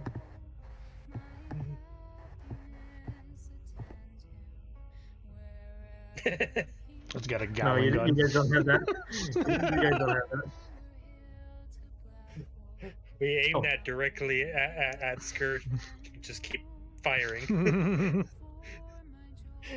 Oh, Just keep aiming our thunderstones at ruin. you guys oh.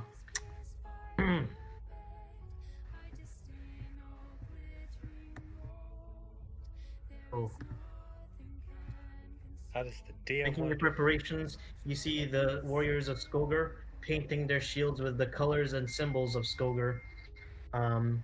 Your crows painting black paint under cheeks in resemblance of like the wings of a crow, and also painting crows and feathers on themselves. Yeah, Cool. that's lit. You see Cook sharpening his meat cleavers mantle, carving more runes into his staff, and you see Svein contemplating which battle axe to use out of his 10 battle axes that he has packed up.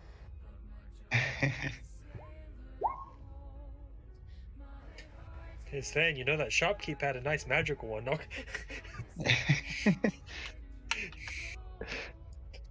Oh, a question for everybody. Should I set up Lehman's tiny hut on the main gate? It's invincible now. Only, yeah, for 8 hours. The main gate is about maybe 20 feet wide, though. Nah, damn it. Worth a shot. That'd be Then. funny. I That's mean, what's you fun. can, Yeah, that's you what's can fun. bottleneck them. Yeah, it's true. I was gonna say we're not quite high enough level for Wall of Force yet. Probably not. So, are you guys ready to begin the siege? Just one, Yeah, Micmacking.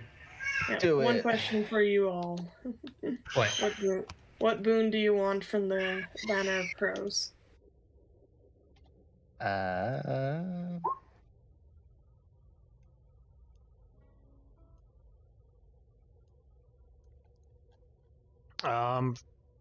I guess, like I said in the thing, either courage just for like the soldiers, because they can probably get demoralized more than we could.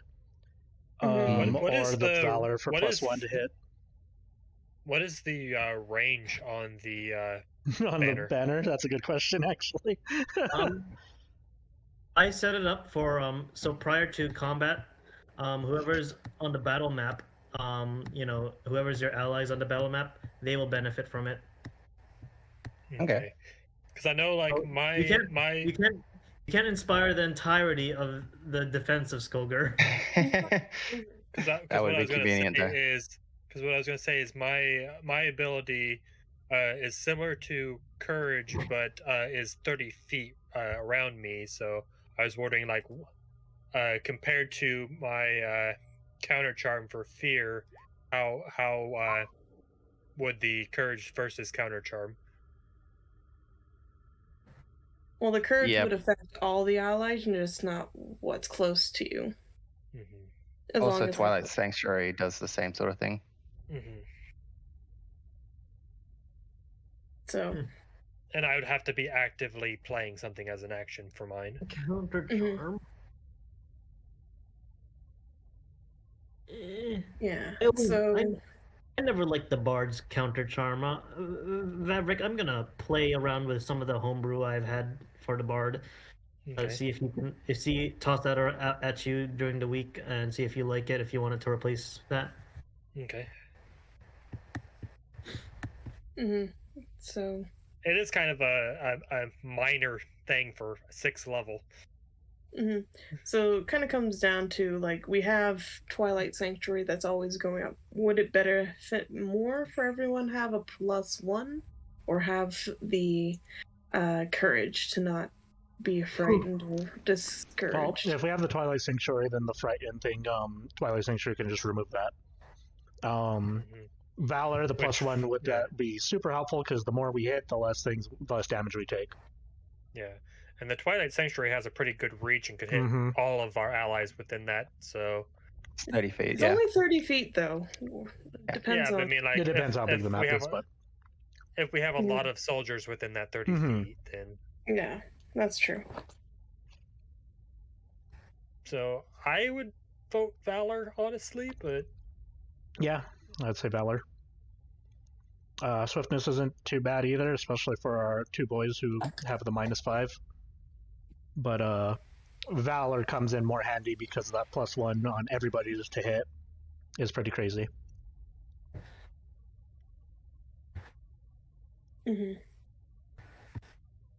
So, Valor? Is that what we're deciding on? Sounds like majority is Valor.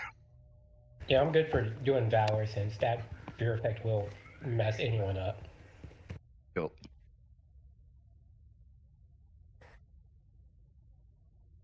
Alright, just remember it is up.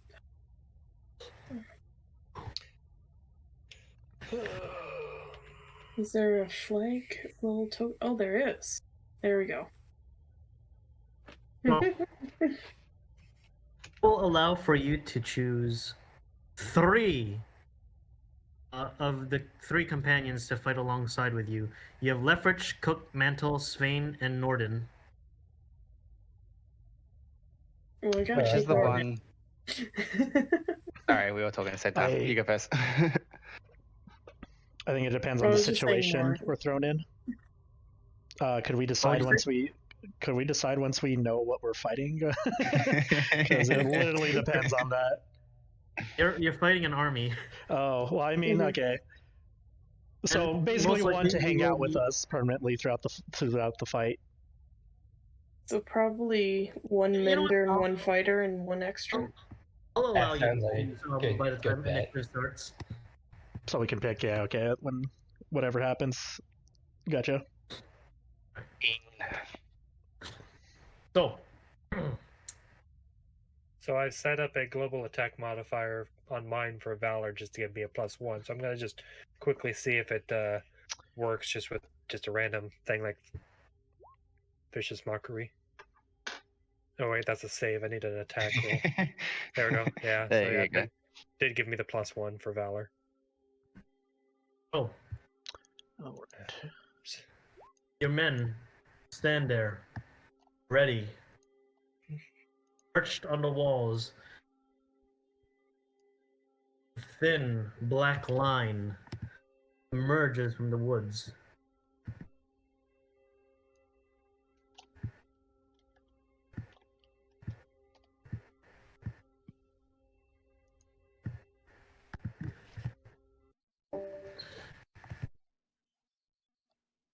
The Jarl, standing in his splint armor and helmet, very pimped out. Hold fast, men. Hold fast. You must have courage.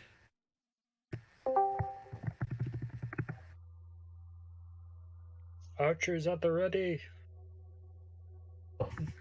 Thin black line emerges from from the forest, dragging behind them 4 trebuchets.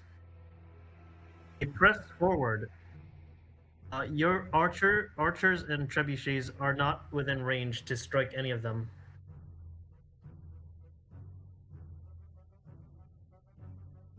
The Jarl says, once they come in close, should we? He gives you the options. Use your trebuchets to attack theirs before they set up. Open. The gates are closed because of stone foundation, so they can't send out men to charge at them. So that option is out.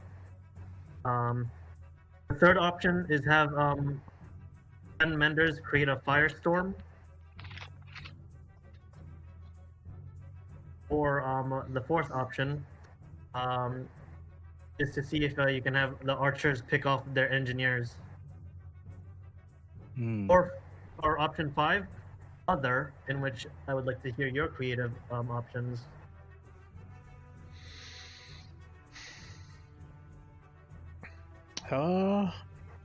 Because what's the range until they get into position for us to attack?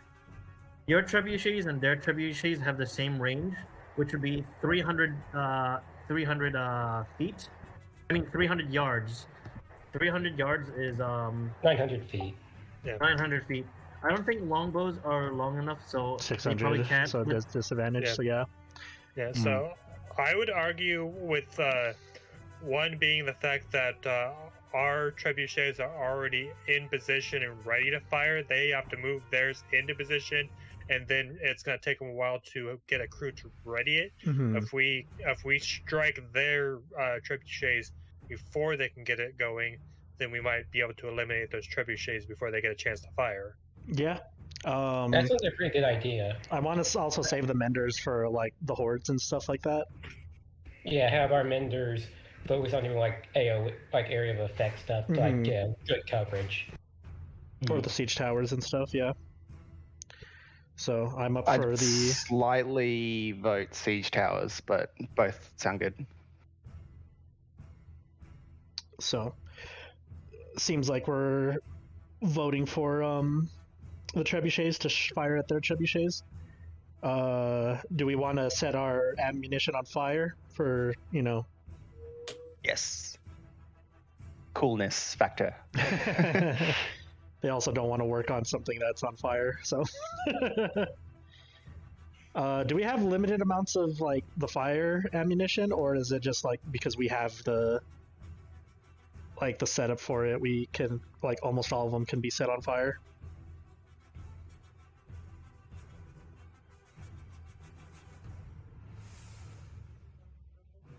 Sorry, I glitched out. What did you guys say? For the trebuchets, if we set the ammunition on fire, is that limited use, or can we use it as much as we can, because we have that set up? It looks like they're only bringing stone and thunderstones. Gotcha. For the enemy or for us? Because I was asking for us, if we have the ability to. Fire pots? Fire pots, yeah. Because I thought we set those up for our trebuchets. Yes, they're set up. Okay. Yeah, I'm just wondering if there's limited use on our trebuchets for the fire ones. Like, how many pots do we have? Yeah. Okay. I'd say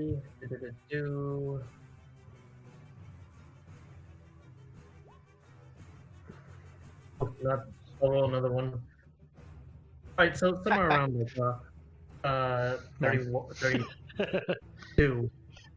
Not great rolls, but all good. I mean, 32 is still a decent amount of times we can use like fire ones. Trebuchet fire. I say the first round is fire. The following are normal rocks, or normal. Yeah, and hey, maybe if we're lucky enough, and potentially if we're lucky enough, our trebuchet rounds could hit their thunderstones and blow them the fuck up. Damage that way. Yeah. It's a Hail Mary, but it could happen as a potential thing. Yeah. Collateral. So first round of our trebuchets are going to hit their trebuchets with fire, and then the following ones are going to be rocks if they don't succeed in destroying them. Sounds like a done deal to me. So I guess D&D standards, I guess our trebuchets would have bonus to initiative versus their trebuchets, as ours are already ready compared to theirs having to be readied.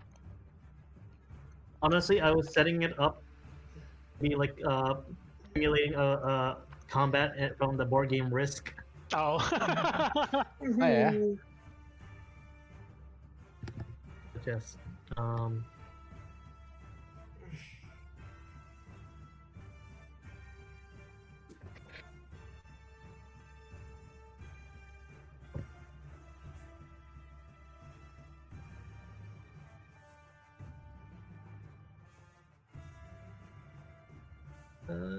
Horizontal.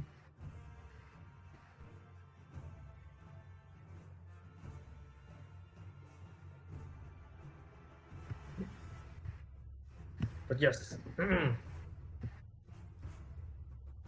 see, group attack rolls. Right. I would ask, how many trebuchets do you want to shoot for each target? You have 7 trebuchets, but they have 4 trebuchets. You can have only 4 of your trebuchets make a shot on each of them, but it's a low chance of hitting. So the more you have, the higher you would hit. I say we have 2 on 3 of the 4 and 1 single. Yeah, there's no sense on not having all trebuchets fire, regardless if they have a target or not. They can hit something. Yeah. All right. I'll allow for I'm ignoring the properties of trebuchets where they need an action to load, an action to aim, and an action to fire. Let's say all right. So how many shots for each one? 2 on the first one. Right. So roll me 2d6. This one's on this one. Roll me 2d6. 9. Well, I can't roll higher than that. Therefore, boom. Nice. As well as taking out some of their men. Nice.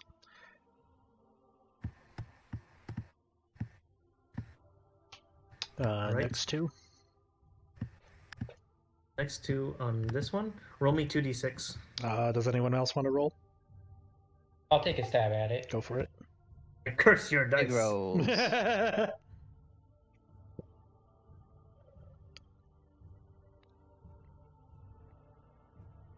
Oh. Be careful with those curses. You seem to keep getting them to work.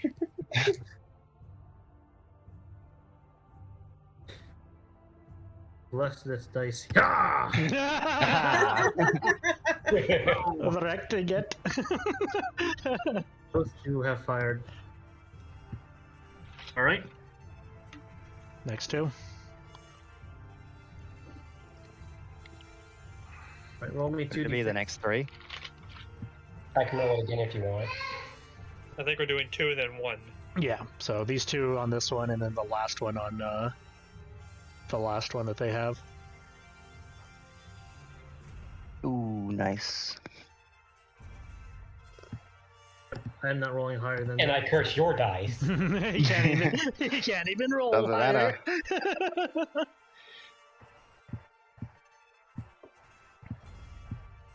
Right. Rolling forward. Anyone want to do the last shot? Torvald, go for it. All right. D6. D6. Just 1 or? Yep. Yep. Oh. Ew. We curse your dice. Yeah. Come on, 1.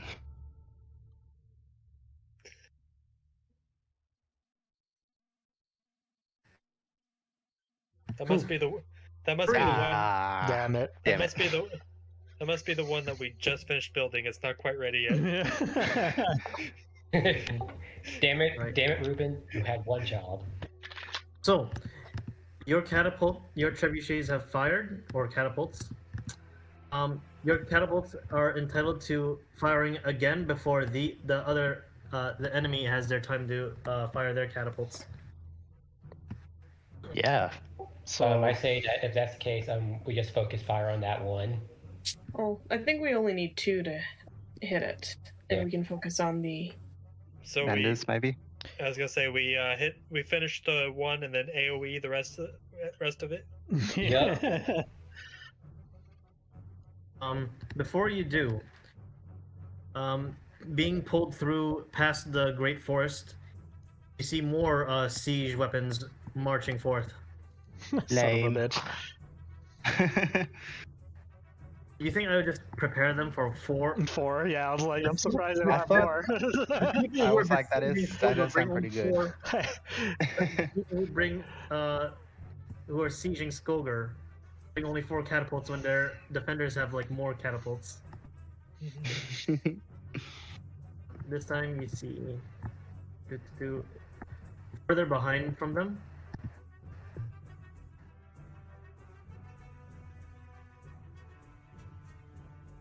Yeah. 6 more pull out. And in addition to those 6 catapults,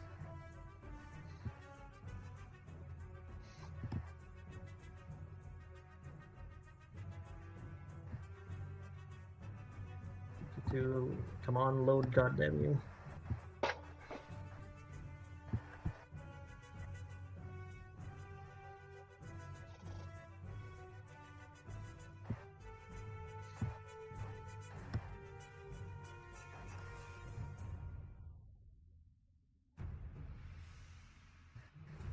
So for future purposes, I'd like to ask, what is the weather like? It's actually true in this moment. Oh, I think the weather is cloudy, but not raining or storming. All right. But leading these catapults,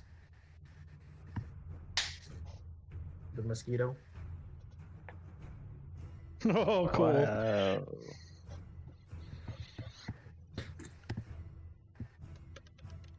Siege towers.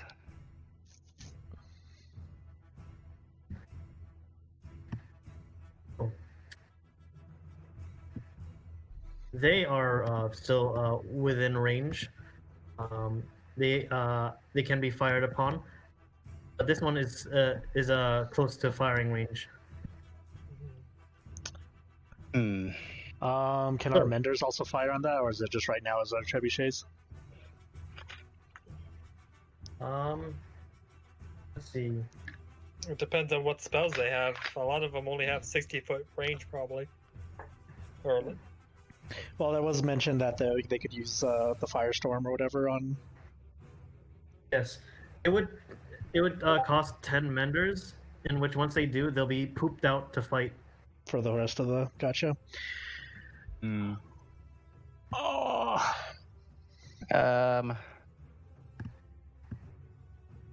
we'll save them for panic, panic mode. Basically, that's our panic button. What, do 2 on that one to make sure of it, Yeah. then like 3 and 2 just to 3 get on rid 2. of these things? Yeah, yeah, Yeah. that sounds like a good idea. Yeah. we'll see how much of a dent we can put into those. We're definitely using the fire ones on on those siege towers for sure. Yeah, those got burned. so, Okay. so how far are they out currently? They're about 350 yards, which is within the once you fire and the round ends, they'll be within firing range. Okay. So like just within 300 feet. Yes. Oh. Do you guys choose to obliterate this all? Yeah. This, one 2. Just 6. two on those on that one, yeah. And then the rest of them hold until the rest are in range. Yep. I'll roll a 2d6 on that. Right. I think we automatically went down, I guess. And then Ooh. Each catapult has a d6 in power, but the siege towers have 4d6 in power. Yikes. let's see. So to match it, does the fire what do is anything catapult fire? to add into to ours at all? Oh, but if you're using the fire pots, I will allow you to roll your 2d6s with advantage, so you can re-roll the 4 or re-roll the 2. Gotcha. Actually, if you're using the fire pots, roll 4d6, take the 2 highest. Okay. So Invictus, are you firing a simple stone shot against the I'll catapult? I'll do a fire pot shot at the siege tower.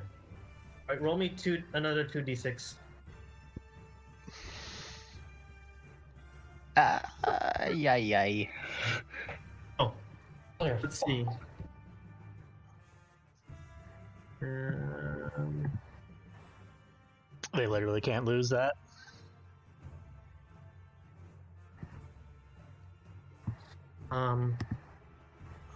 The siege tower will let's see what they roll. 13. All right, so the 2 trebuchets fire their fire pots. One is a miss, and one of them lands on the siege tower but does not ignite properly. So 2 have fired. So the next round is. How many am I rolling up for the next round? Do you want someone else to roll it? Because we have 3. Yeah, someone else can roll it since that was a. What about Armundur? I don't think. So Is I can roll. there we go. All right, well, a 4 and a 7 if you're using a fire pot, or are you firing 4 catapults? Might as So I well. thought, Well, I think we fired 2 to kill that trebuchet here. We fired the other 2 at this one, and it basically Yeah, missed, and it so we was have 3. 3 more to fire at the This other one, round. and then it resets. So it's up to you if you want to use the first 3 dice on that one for the 3 that didn't fire for that round. You can re-roll it. Okay, so Vavrick, 3d6.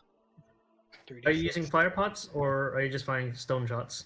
I think we should use the fire ones on these guys. I was For gonna sure. say it makes sense to 66. just try to burn them down.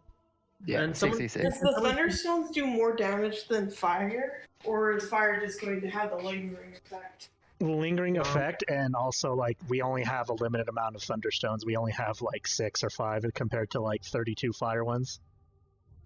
True.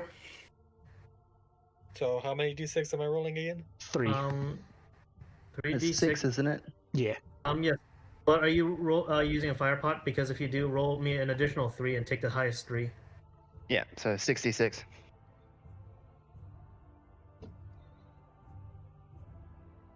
So 5, 3, 3. 2 fire pots. That's 11. You had 32 fire pots. I believe you fired 3. This 3. Yep. Yep. Another 2 and another 2. Is that correct? Yes. For a total of 9. So you have 23 fire pots left. Gotcha. Right. So your highest 3 is 5, 6. That's 11. And who are you firing upon? I believe it was the other one. Let me see what they roll. So they would have to beat An a 11. 11. Ooh. Oh! What happens when they Um, match?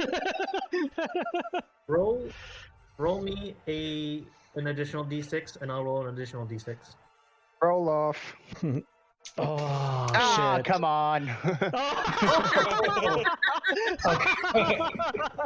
Again. Amazing. Roll me a d6, and I'll roll another d6. There's Vavricks. Fuck. That sucks.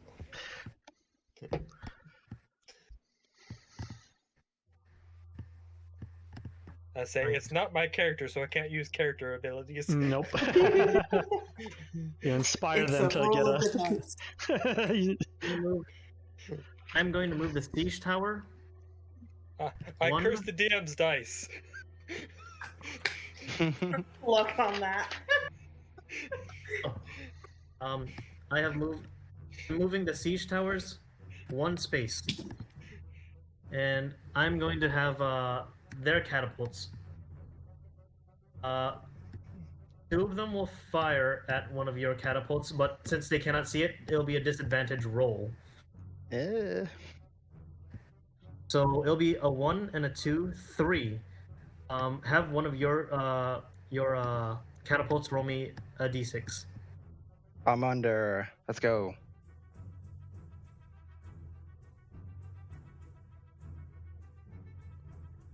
Alright. 4d6 or 3? It's just a d6. Just a d6. Just a d6. And you're being a 3. Fuck.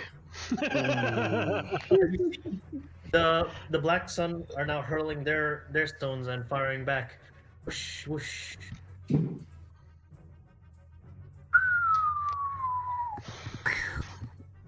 One of your catapults has been destroyed. Oh, we're so short on those. The other two are gonna fire again at one catapult with disadvantage. A 4d6, taking the lowest two. 3 and a 4. Come on. Yes. We literally can't beat that.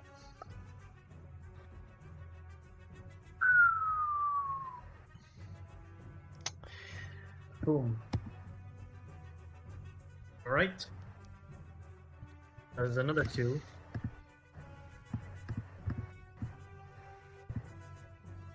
Right. The other 2 are gonna fire at one more catapult. 4d6 taking the lowest 2. A 1 and a 1.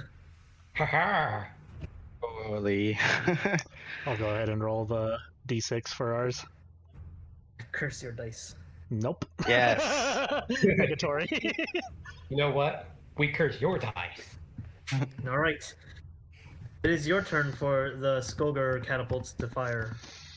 I reckon we just go We all also out need and to try add to our- take down. We also need to add our archers into there. Yeah, so go all out on the one that's been damaged the most. Yeah. You sure? You could get rid of the catapults. These guys are moving one space at a time. True. But those siege towers are really fucking us up. Well, they're just tanking things for them at this point. If it's game over when they get to us, but we have time more or less. Those other catapults though are Sorry. destroying ours. So, because for our archers, how big is the range? Can they hit the catapults at this range, or the trebuchets at this range, or only the siege towers? I'll say none of your bows can do that, but Invictus does have gas free tees. Then adamantine bolts that deal siege damage. Yeah, so how far away are one of them that I can hit? They're within your disadvantage range. So you would have to roll 2d6, take the lowest, and they'll have to roll a d6 back. Okay, I gotta try, man. I gotta try, guys. Go Do you for want it. to join the catapults? It's worth I a am shot. one. Go for it. Invictus, make me 2d... A 2! You're gonna fire on one of the catapults? Uh-huh. Fuck. Nice try though.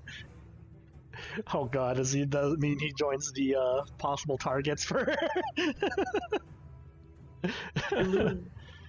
You have 9 adamantine bolts left, but once the siege towers come closer, you can participate in joining some of the other catapults to fire upon that. Oh, your catapults, what will they do?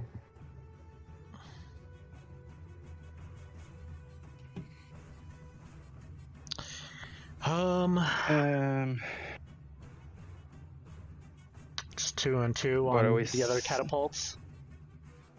Because we need to Might as lessen how well. many of those there are. Alright.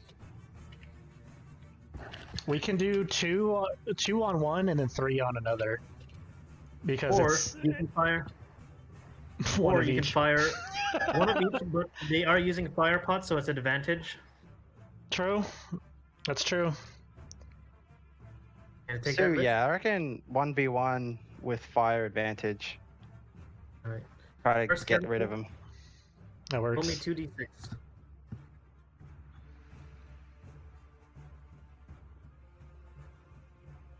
Nice. 5. Yeah! Roll Oh. off. Except with advantage. Alright. Second catapult. Roll me 2d6, please. What? Didn't we tie? Advantage for us was 5, and then 5 for your catapult, yeah. so it tied. So yeah. it's another roll off. Yes. Sudden death. Roll me another d6. Ah, come on. Is ours with advantage because it was a fire one? I'll allow it. So one more. Big roll, big roll, big roll. Oh my god. Oh my god. So yeah, roll again, except it's a 2d. It's a 2d6. Alright, roll me 2d6. There we go. That's what There we're we talking about. go. Alright.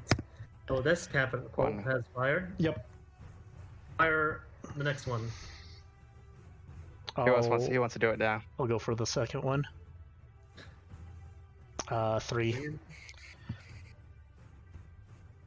Yeah. Crush your dice. one's- Yeah. Alright, that one has fired. Alright. Next one.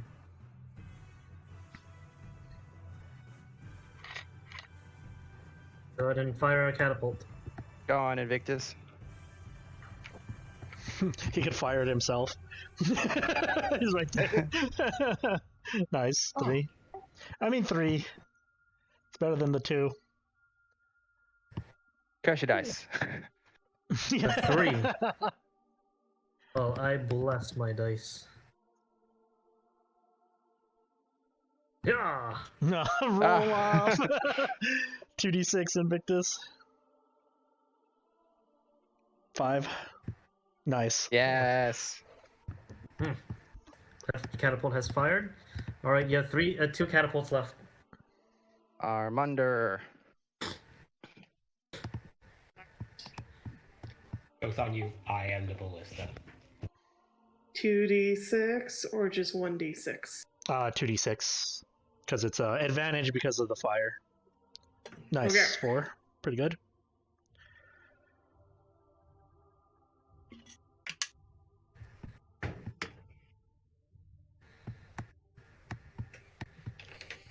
Right. 4. Yeah. Nice.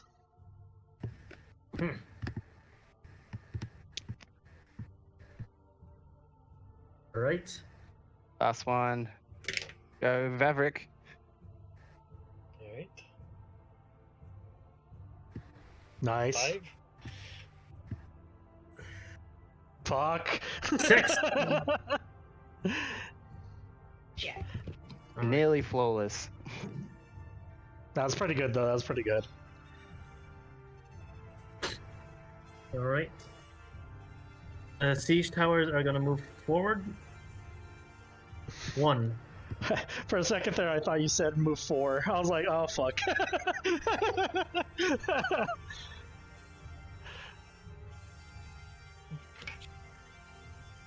Alright. These catapults will fire back. And disadvantage, they'll try to fire at one of your catapults. Yeah! 4 and 4 and 8. Literally can't beat it. Boom. These guys have fired.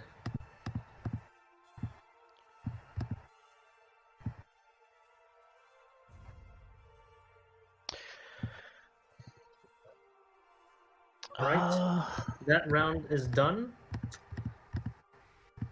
And beginning at this this round, you see a white smoke, white sparks emerging from the great forest.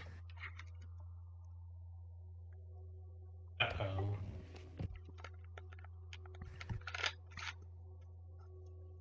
Where is he?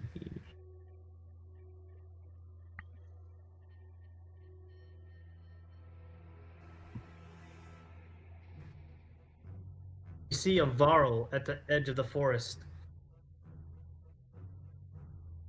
Strapped to him, thunderstones. How far away is he? By the forest's edge. Damn, he's too far out of reach. No, fuck. It's literally a suicide. Varl. If he was, if I could hit God. him, if he was in range, I was gonna try and headshot him. Mm-hmm. That's what's to come. So we're gonna have to deal with this shit first before, and then deal with that thing when it gets into What range. catapult? We need to get our archers involved. You can also get Archers- Armundur involved if you want him to use his javelin. Not much of a range. We might want to save that for when there's multiple of them and not just one siege tower, because would the lightning javelin be able to take down a siege tower? Well, it would. Objects like that would automatically fail its saving, so it would hit it. As long as I hit it. I mean, I can hit anything as soon as they get within 130 feet. I guess DM, would the javelin of lightning do anything to the siege tower? Like, did it give it disadvantage on its rolls, or like take it down, or? I will allow an additional d6 to be rolled for your guys. But you can't pick it up because it's going to be falling on the outside of the walls. Yep. Yes, that's fine. I have the also large javelin. The javelin is what I wanted to use. I say our archers hit the catapults, and then our catapults just literally hit one of these things. Is this yellow line our walls? This is the line where archers can fire without disadvantage. Gotcha. Okay. Ah, okay. That's So yeah, it's gonna be disadvantaged on those things then, or. But they are I believe they are 300 yards away. Mm-hmm, and so I there's think no way. it's gonna be- yeah, there's no way they can fire. I reckon go catapults, just take them out, and then next time just go all in on the siege towers. Yeah. Well, yeah, we could have literally our 2 siege towers, see if we can like destroy these each, and then the last 2 just hit one of these things, and then Armundur and Invictus also hit one of them. If that sounds like a plan. Mm-hmm. All right. So Sounds good to me. So yeah, this one's gonna use a fire one on these catapults back here.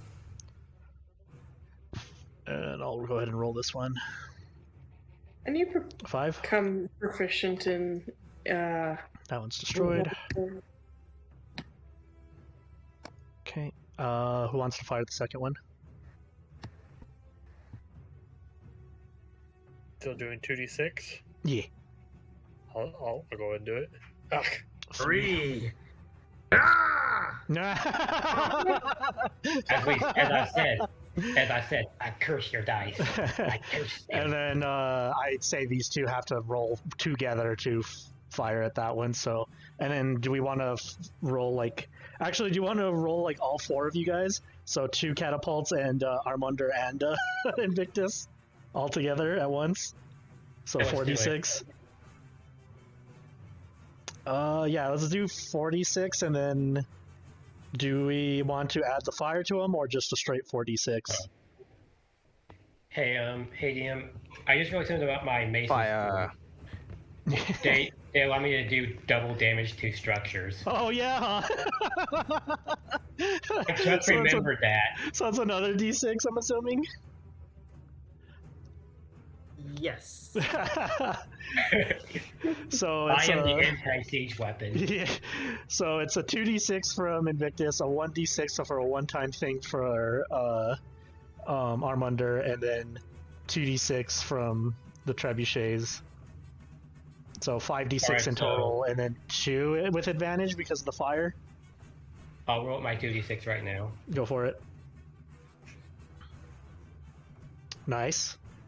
So 9. Very nice, very nice. Armundur, if you want to throw your javelin at them. Let's see. 1d6. The 1d6 for you. Just 5 then. So 5, so 5. 14, and then 2 trebuchets firing 2d or 4d6 and taking the higher rolls. Who wants to fire the 4d6? Go Vavrick. All right. 4d6. 6 and a 4, so 20 24. or 10, 5, 24. Yeah. Boom. No kill like overkill. Yeah. I can't believe I just now remembered that Invictus like, oh yeah, I can actually be anti-siege weapons now. So, there's gonna be one life loss for the siege tower. Oh, they have Oh, lives? cool. What the? Neat. Cool. Hey, on some video game bullshit? The fuck? They get Armundur, enough I'm gonna coins, I'm they gonna buy remove you a new life, like in Mario. Right, I believe everyone has fired. These 2 siege towers, one, and this warped Varl. 1, 2, 3, 4, 5, 6. All right. Can you Uh, snipe him from there? Where's the line for our walls, by the way? Like, how many do these things need to move to get to here? I'd say the line to your wall.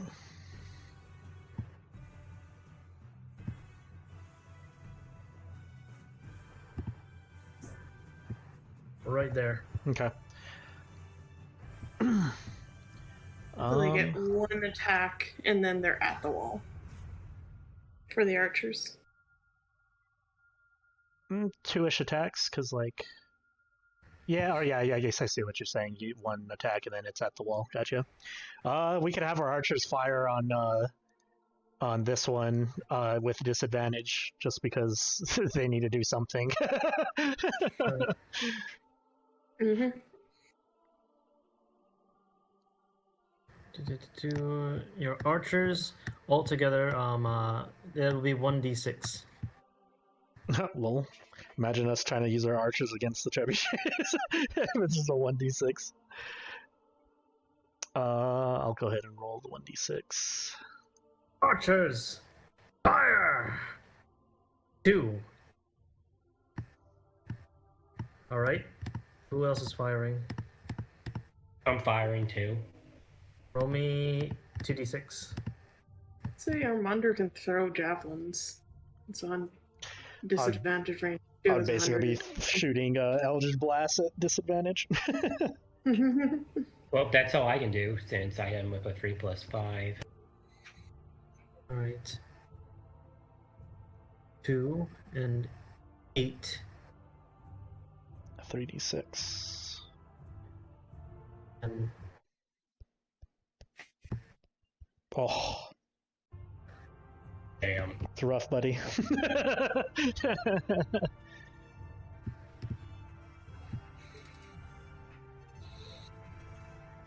All right. Invictus and 1 catapult fired, I believe, or 2 catapults fired. I hit him with that 3+5 for my 2d6. Ah, yes. All right. Who's next?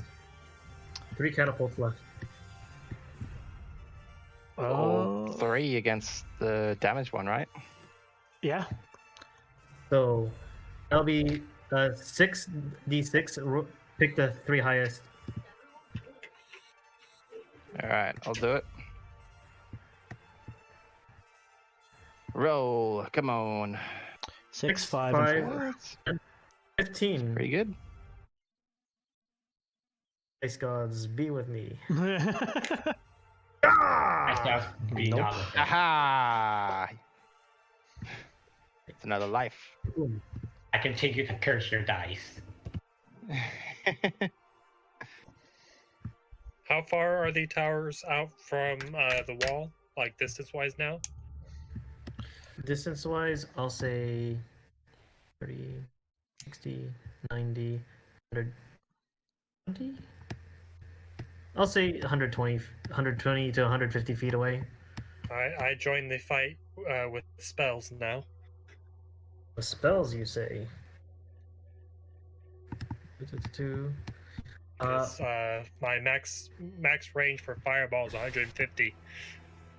Oh yeah, fireball. Alright. I'm not going to be used for ages with spells. Towers are gonna move 5. Wait, how far out are they? Sorry? 130 to 150 feet. Damn it. All right, next Okay. time I could do something. Boom. Alright. The suicide bomber Varl. 5, 10, 15, 20, 25, 30. Oh. Alright. You guys can fire when ready. Taking my shot right now against that. Does Vivika Yeah. want to do her Eldritch Blast? Yeah.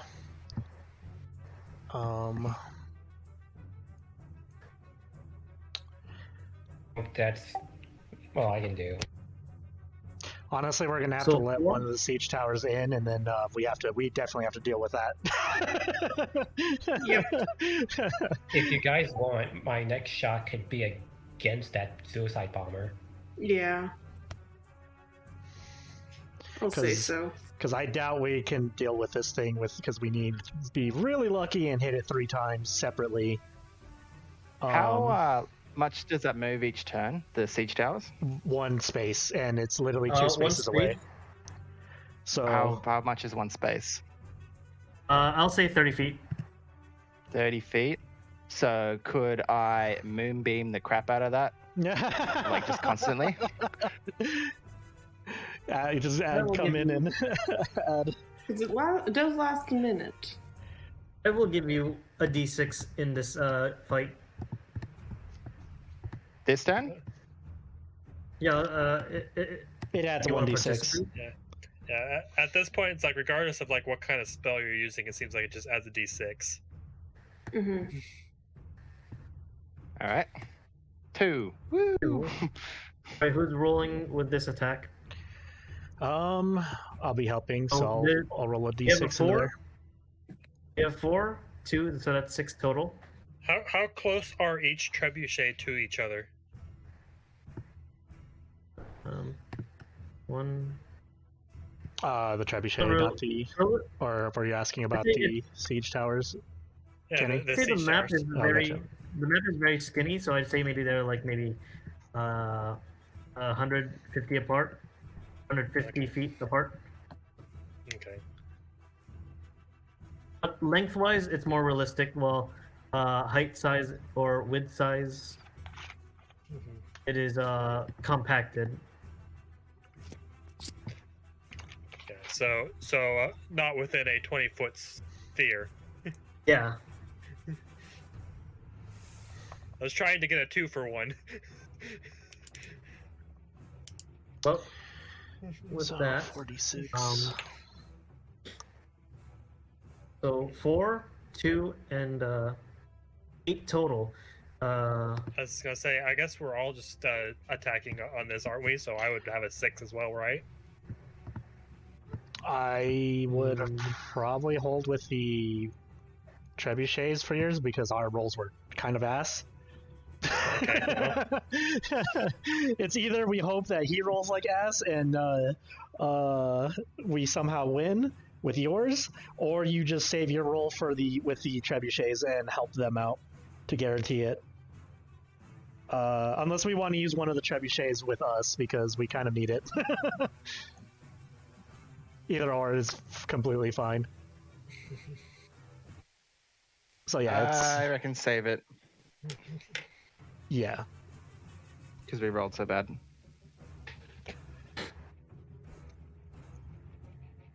So yeah, we're sticking with for the 8. The 8? Yep. Right. Yeah. Fuck. 16. Oh, there's his good rolls Yeah, gone for our crappy rolls. I'd say worse. So we have Vavrick and 4 catapults. Vavrick, what spell do you plan to use?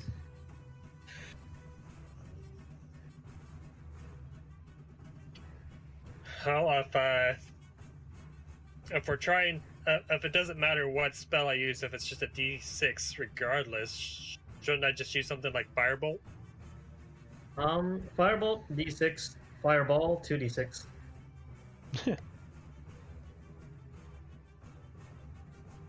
What do you guys think? Should I go with the higher?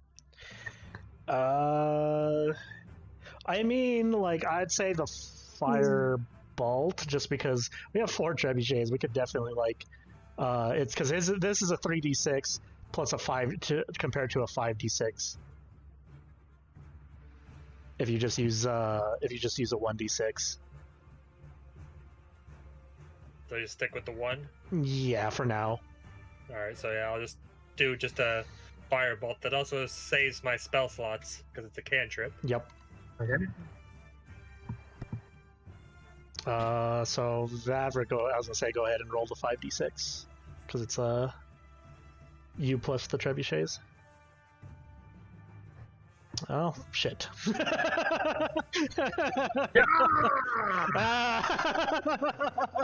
No.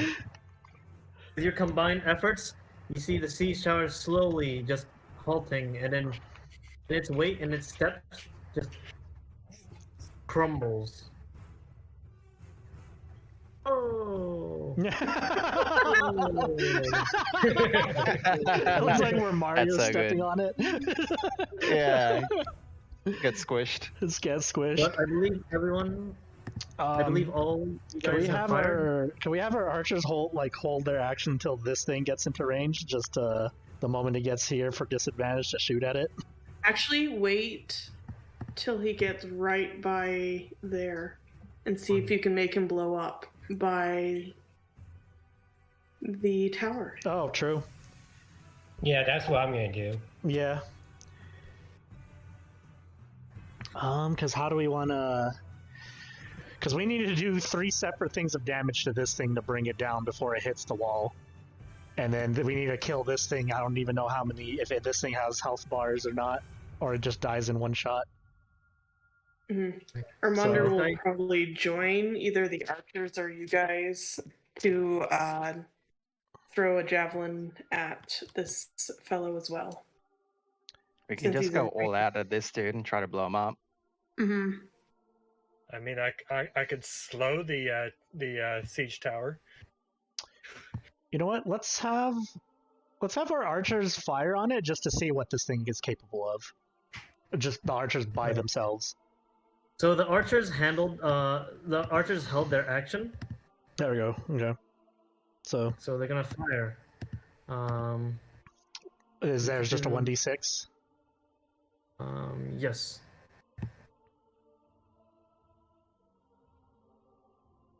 Was that yours or was was that for the archers? That was for the archers, Oh, okay. Well, and shit. for the Varl, 2d6. Okay. All right. Now we know it has a 2d6 to it. All right. So, you guys are there. Now pick your targets carefully. And Armundur, you should know about the Varl's relentless endurance. Yep. You have to knock him down not once, Twice. but twice. Yep. So this thing has Should 2 health we- bars. So you have to do Like, two maybe do- long.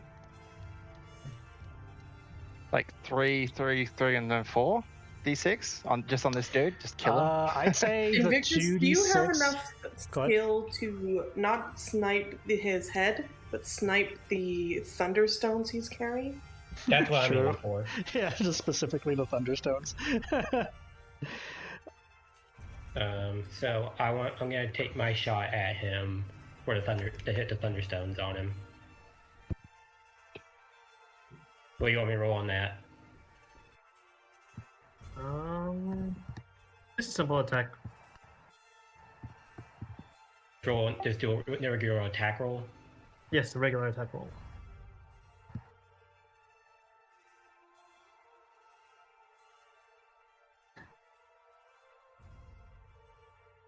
I doubt that hits.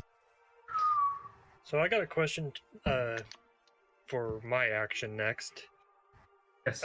So you ruled that just the cantrip firebolt was a 1d6. If I were to do Scorching Ray, which is 3 firebolts essentially, would that be 3d6? I'll say. I didn't think you had Scorching Ray. Instead of Fireball is 3d6, Scorching Ray is 2d6, and Firebolt is 1d6. So Fireball's 3. Yeah, What about Scorching Ray's 2. Moonbeam? Is Moonbeam more? Because it's a 2nd level spell? The Moonbeam will deal 2d6. 2d6. So yeah, if it's level 2, it's a 2d6. If it's level 3, it's a 3d6. It's kind of like because D6 cantrips in per level level? 1, yeah, and then cantrips in level 1 spells are kind of in the same category. That makes the most sense.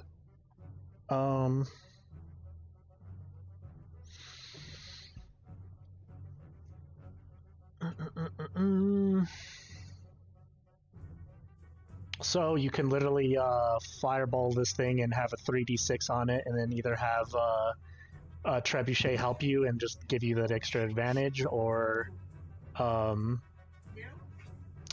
the trebuchets fire at this thing with the fire thing just for advantage, and hope we win. Yeah. Okay. Go ahead and make your shots, whoever's attacking the Varl. It's up to you also, guys. Just as a heads up, I only got 4 of these bolts left.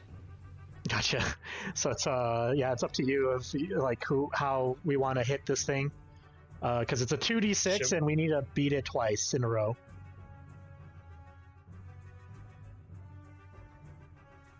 Pretty good.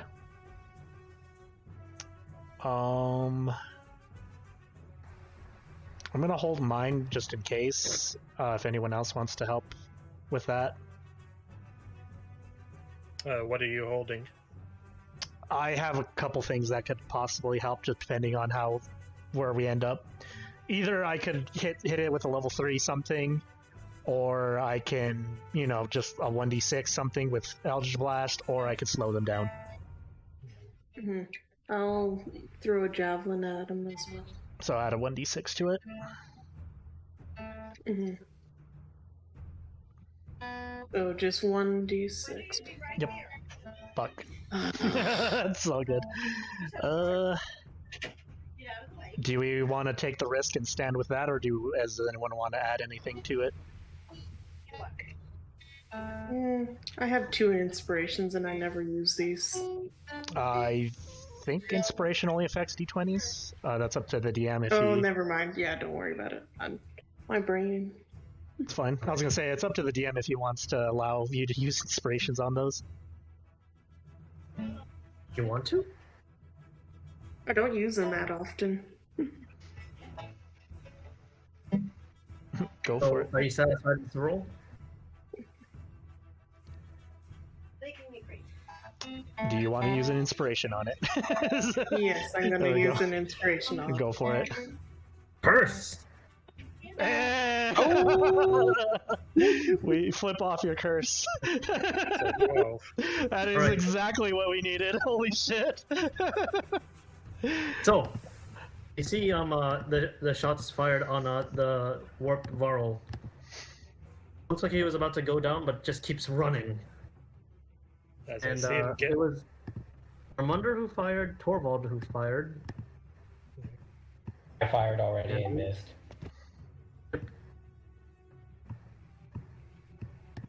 Alright, so, is that... Alright, who else is firing? I say, Go for it. I'm gonna go ahead and release the fireball. Oh, shit. Now, does that affect both of them because it's AoE or just Hell one? Yeah. I don't know. It Because of depends how on the. tall, because how tall this map is, it's not that close to each other. Gotcha. Yeah, and it also depends on the if the thunderstones ignite. Well, it depends how many this man has strapped to him, because if they're far enough away from each other, then the thunderstones will just blow up here and not affect this at all. We'll see. Only your 2d6. I mean 3d6. First. Not bad. Yeah! Hey, good shit. As he's running, You just see you this just little see a, bead, both a bead of mixture red. of fire and thunder. Boom! I'm just like swirl my staff, and then a little bead of red goes flying at it as I point it towards him. Nice. Fireball. Alright.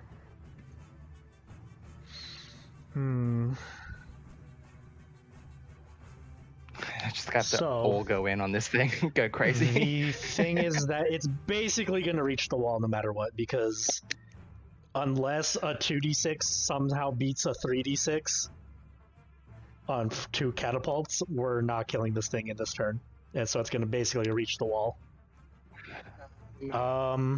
Unless I do something that helps slow it down, but I don't. Let me check something. If we do 2 catapults with a fire, It has attack advantage, that's yeah. 46. Yeah, it's Yeah. 46, And but then it's only another 2 2. of those dice. So it's just like the highest we can get is 12. So it's one of those. Its luck's going to be on our side, and we can make it better by throwing the fire ones, but it's not guaranteed, you know. It's still worth a could do- shot. You Yeah. still have the thunderstones you can toss at it. I need to check. That's true. What does the thunderstones do to damage wise, or adds to d6s? I'll just say it's advantage. Advantage. So it's also just it's basically the fire ones. So it doesn't Yep. really change anything. Let me So check the something. thunderstones aren't better.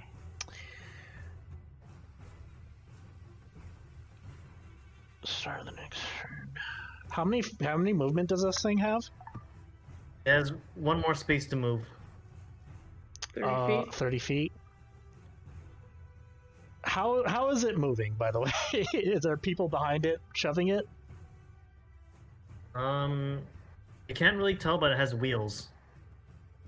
Can we aim for the wheels and try and stop it in place? Well, do any of you have So- like a erupting earth or something? So, question. If, Do you have an immovable rod? yeah, exactly. Yeah.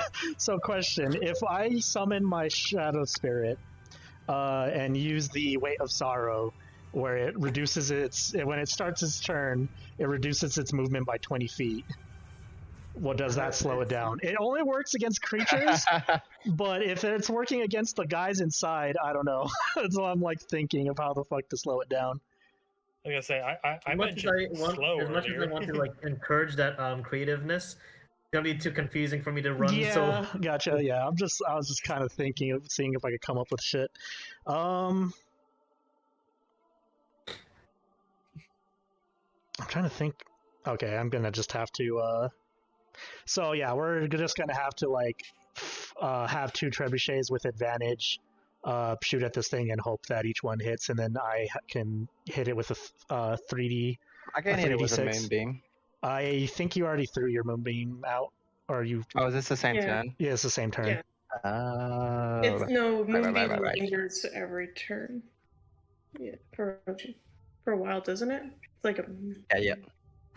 He's already done his 2d6. Unfortunately, that's the thing. Yeah, I thought it was the same turn. My bad. We're good. Yeah, we'll kind of see from here. It's just just fire these 2 trebuchets at this thing and hope their advantage beats it. So 2d4 on, or 4d4 on whoever wants to roll it. 46. Sorry, 4d6. We'll roll it. Who will save the city? Who will doom the city? Let's go, squad leader Invictus. Oh, 2 sorry. fives. Amanda does not meet up. 2 Does not- fives. That's That's right. pretty You good. did great. There we go. That's You 1. did great. That's 1. Good job, Armundur. Next 2, same thing. Invictus, if you want to roll the 4d6. I'll do it. Let's go.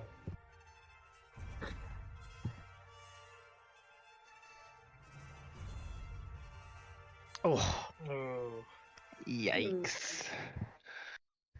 damn. And that's when he rolls super high. So there's no stopping it at this point. I'll just roll mine for shits. I'm not going to use a spell because it's not going to stop it, so I'm just going to Eldritch Blast, which I realize Eldritch Blast also shoots 2, but it's I'm assuming, considering the Scorching Ray shoots 3 and we said that's a 2d6, so I'm just going to assume the Eldritch Blast is still a 1d6.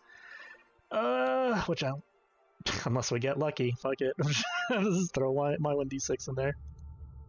Lol. I literally can't. Dink.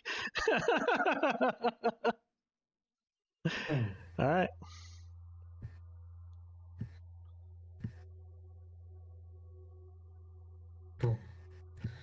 So,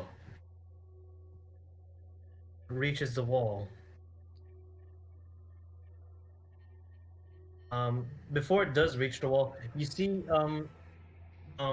the fighters, militia, and crows of the what's it called? Skulker, clamoring to this area, to the area where it's surrounding. You see it's 15-foot wide bridge, just about to drop, and as it drops, not just one bridge drops, but this on the sides it does have like a pulley system in which 2 platforms drop to the ground floor. On the main bridge that meets the wall's height, you see 4 stone guards just ready to charge, followed behind by 8 myrmidons. Jeez.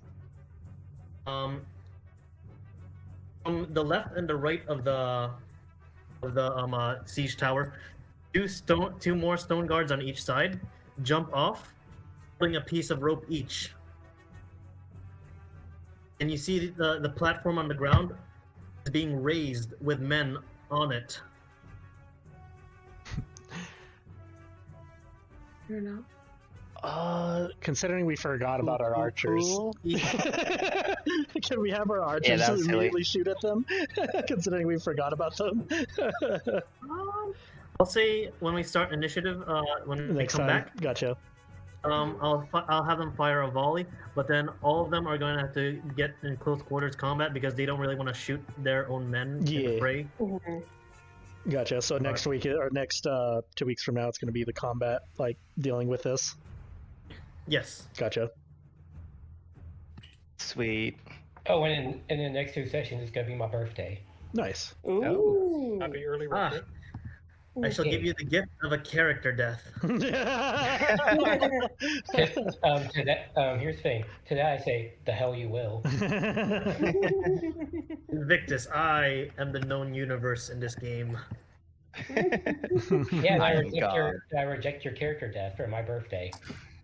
Well, I went from having one backup character to 3 character ideas, so I have choices. Man. Yeah, we'll see what happens. We'll see who survives and who triumphs. We have a Revivify now. It's not a wasted spell I have on my book. Funny enough, two of the 3 ideas are both druids. Vivika. Vivika. You're remembering the rest of your dream that you had last night. All your companions and crows are being dragged by the boat. Man. One of them could not hold on any longer and lets go of the rope and is doomed to be in the sea.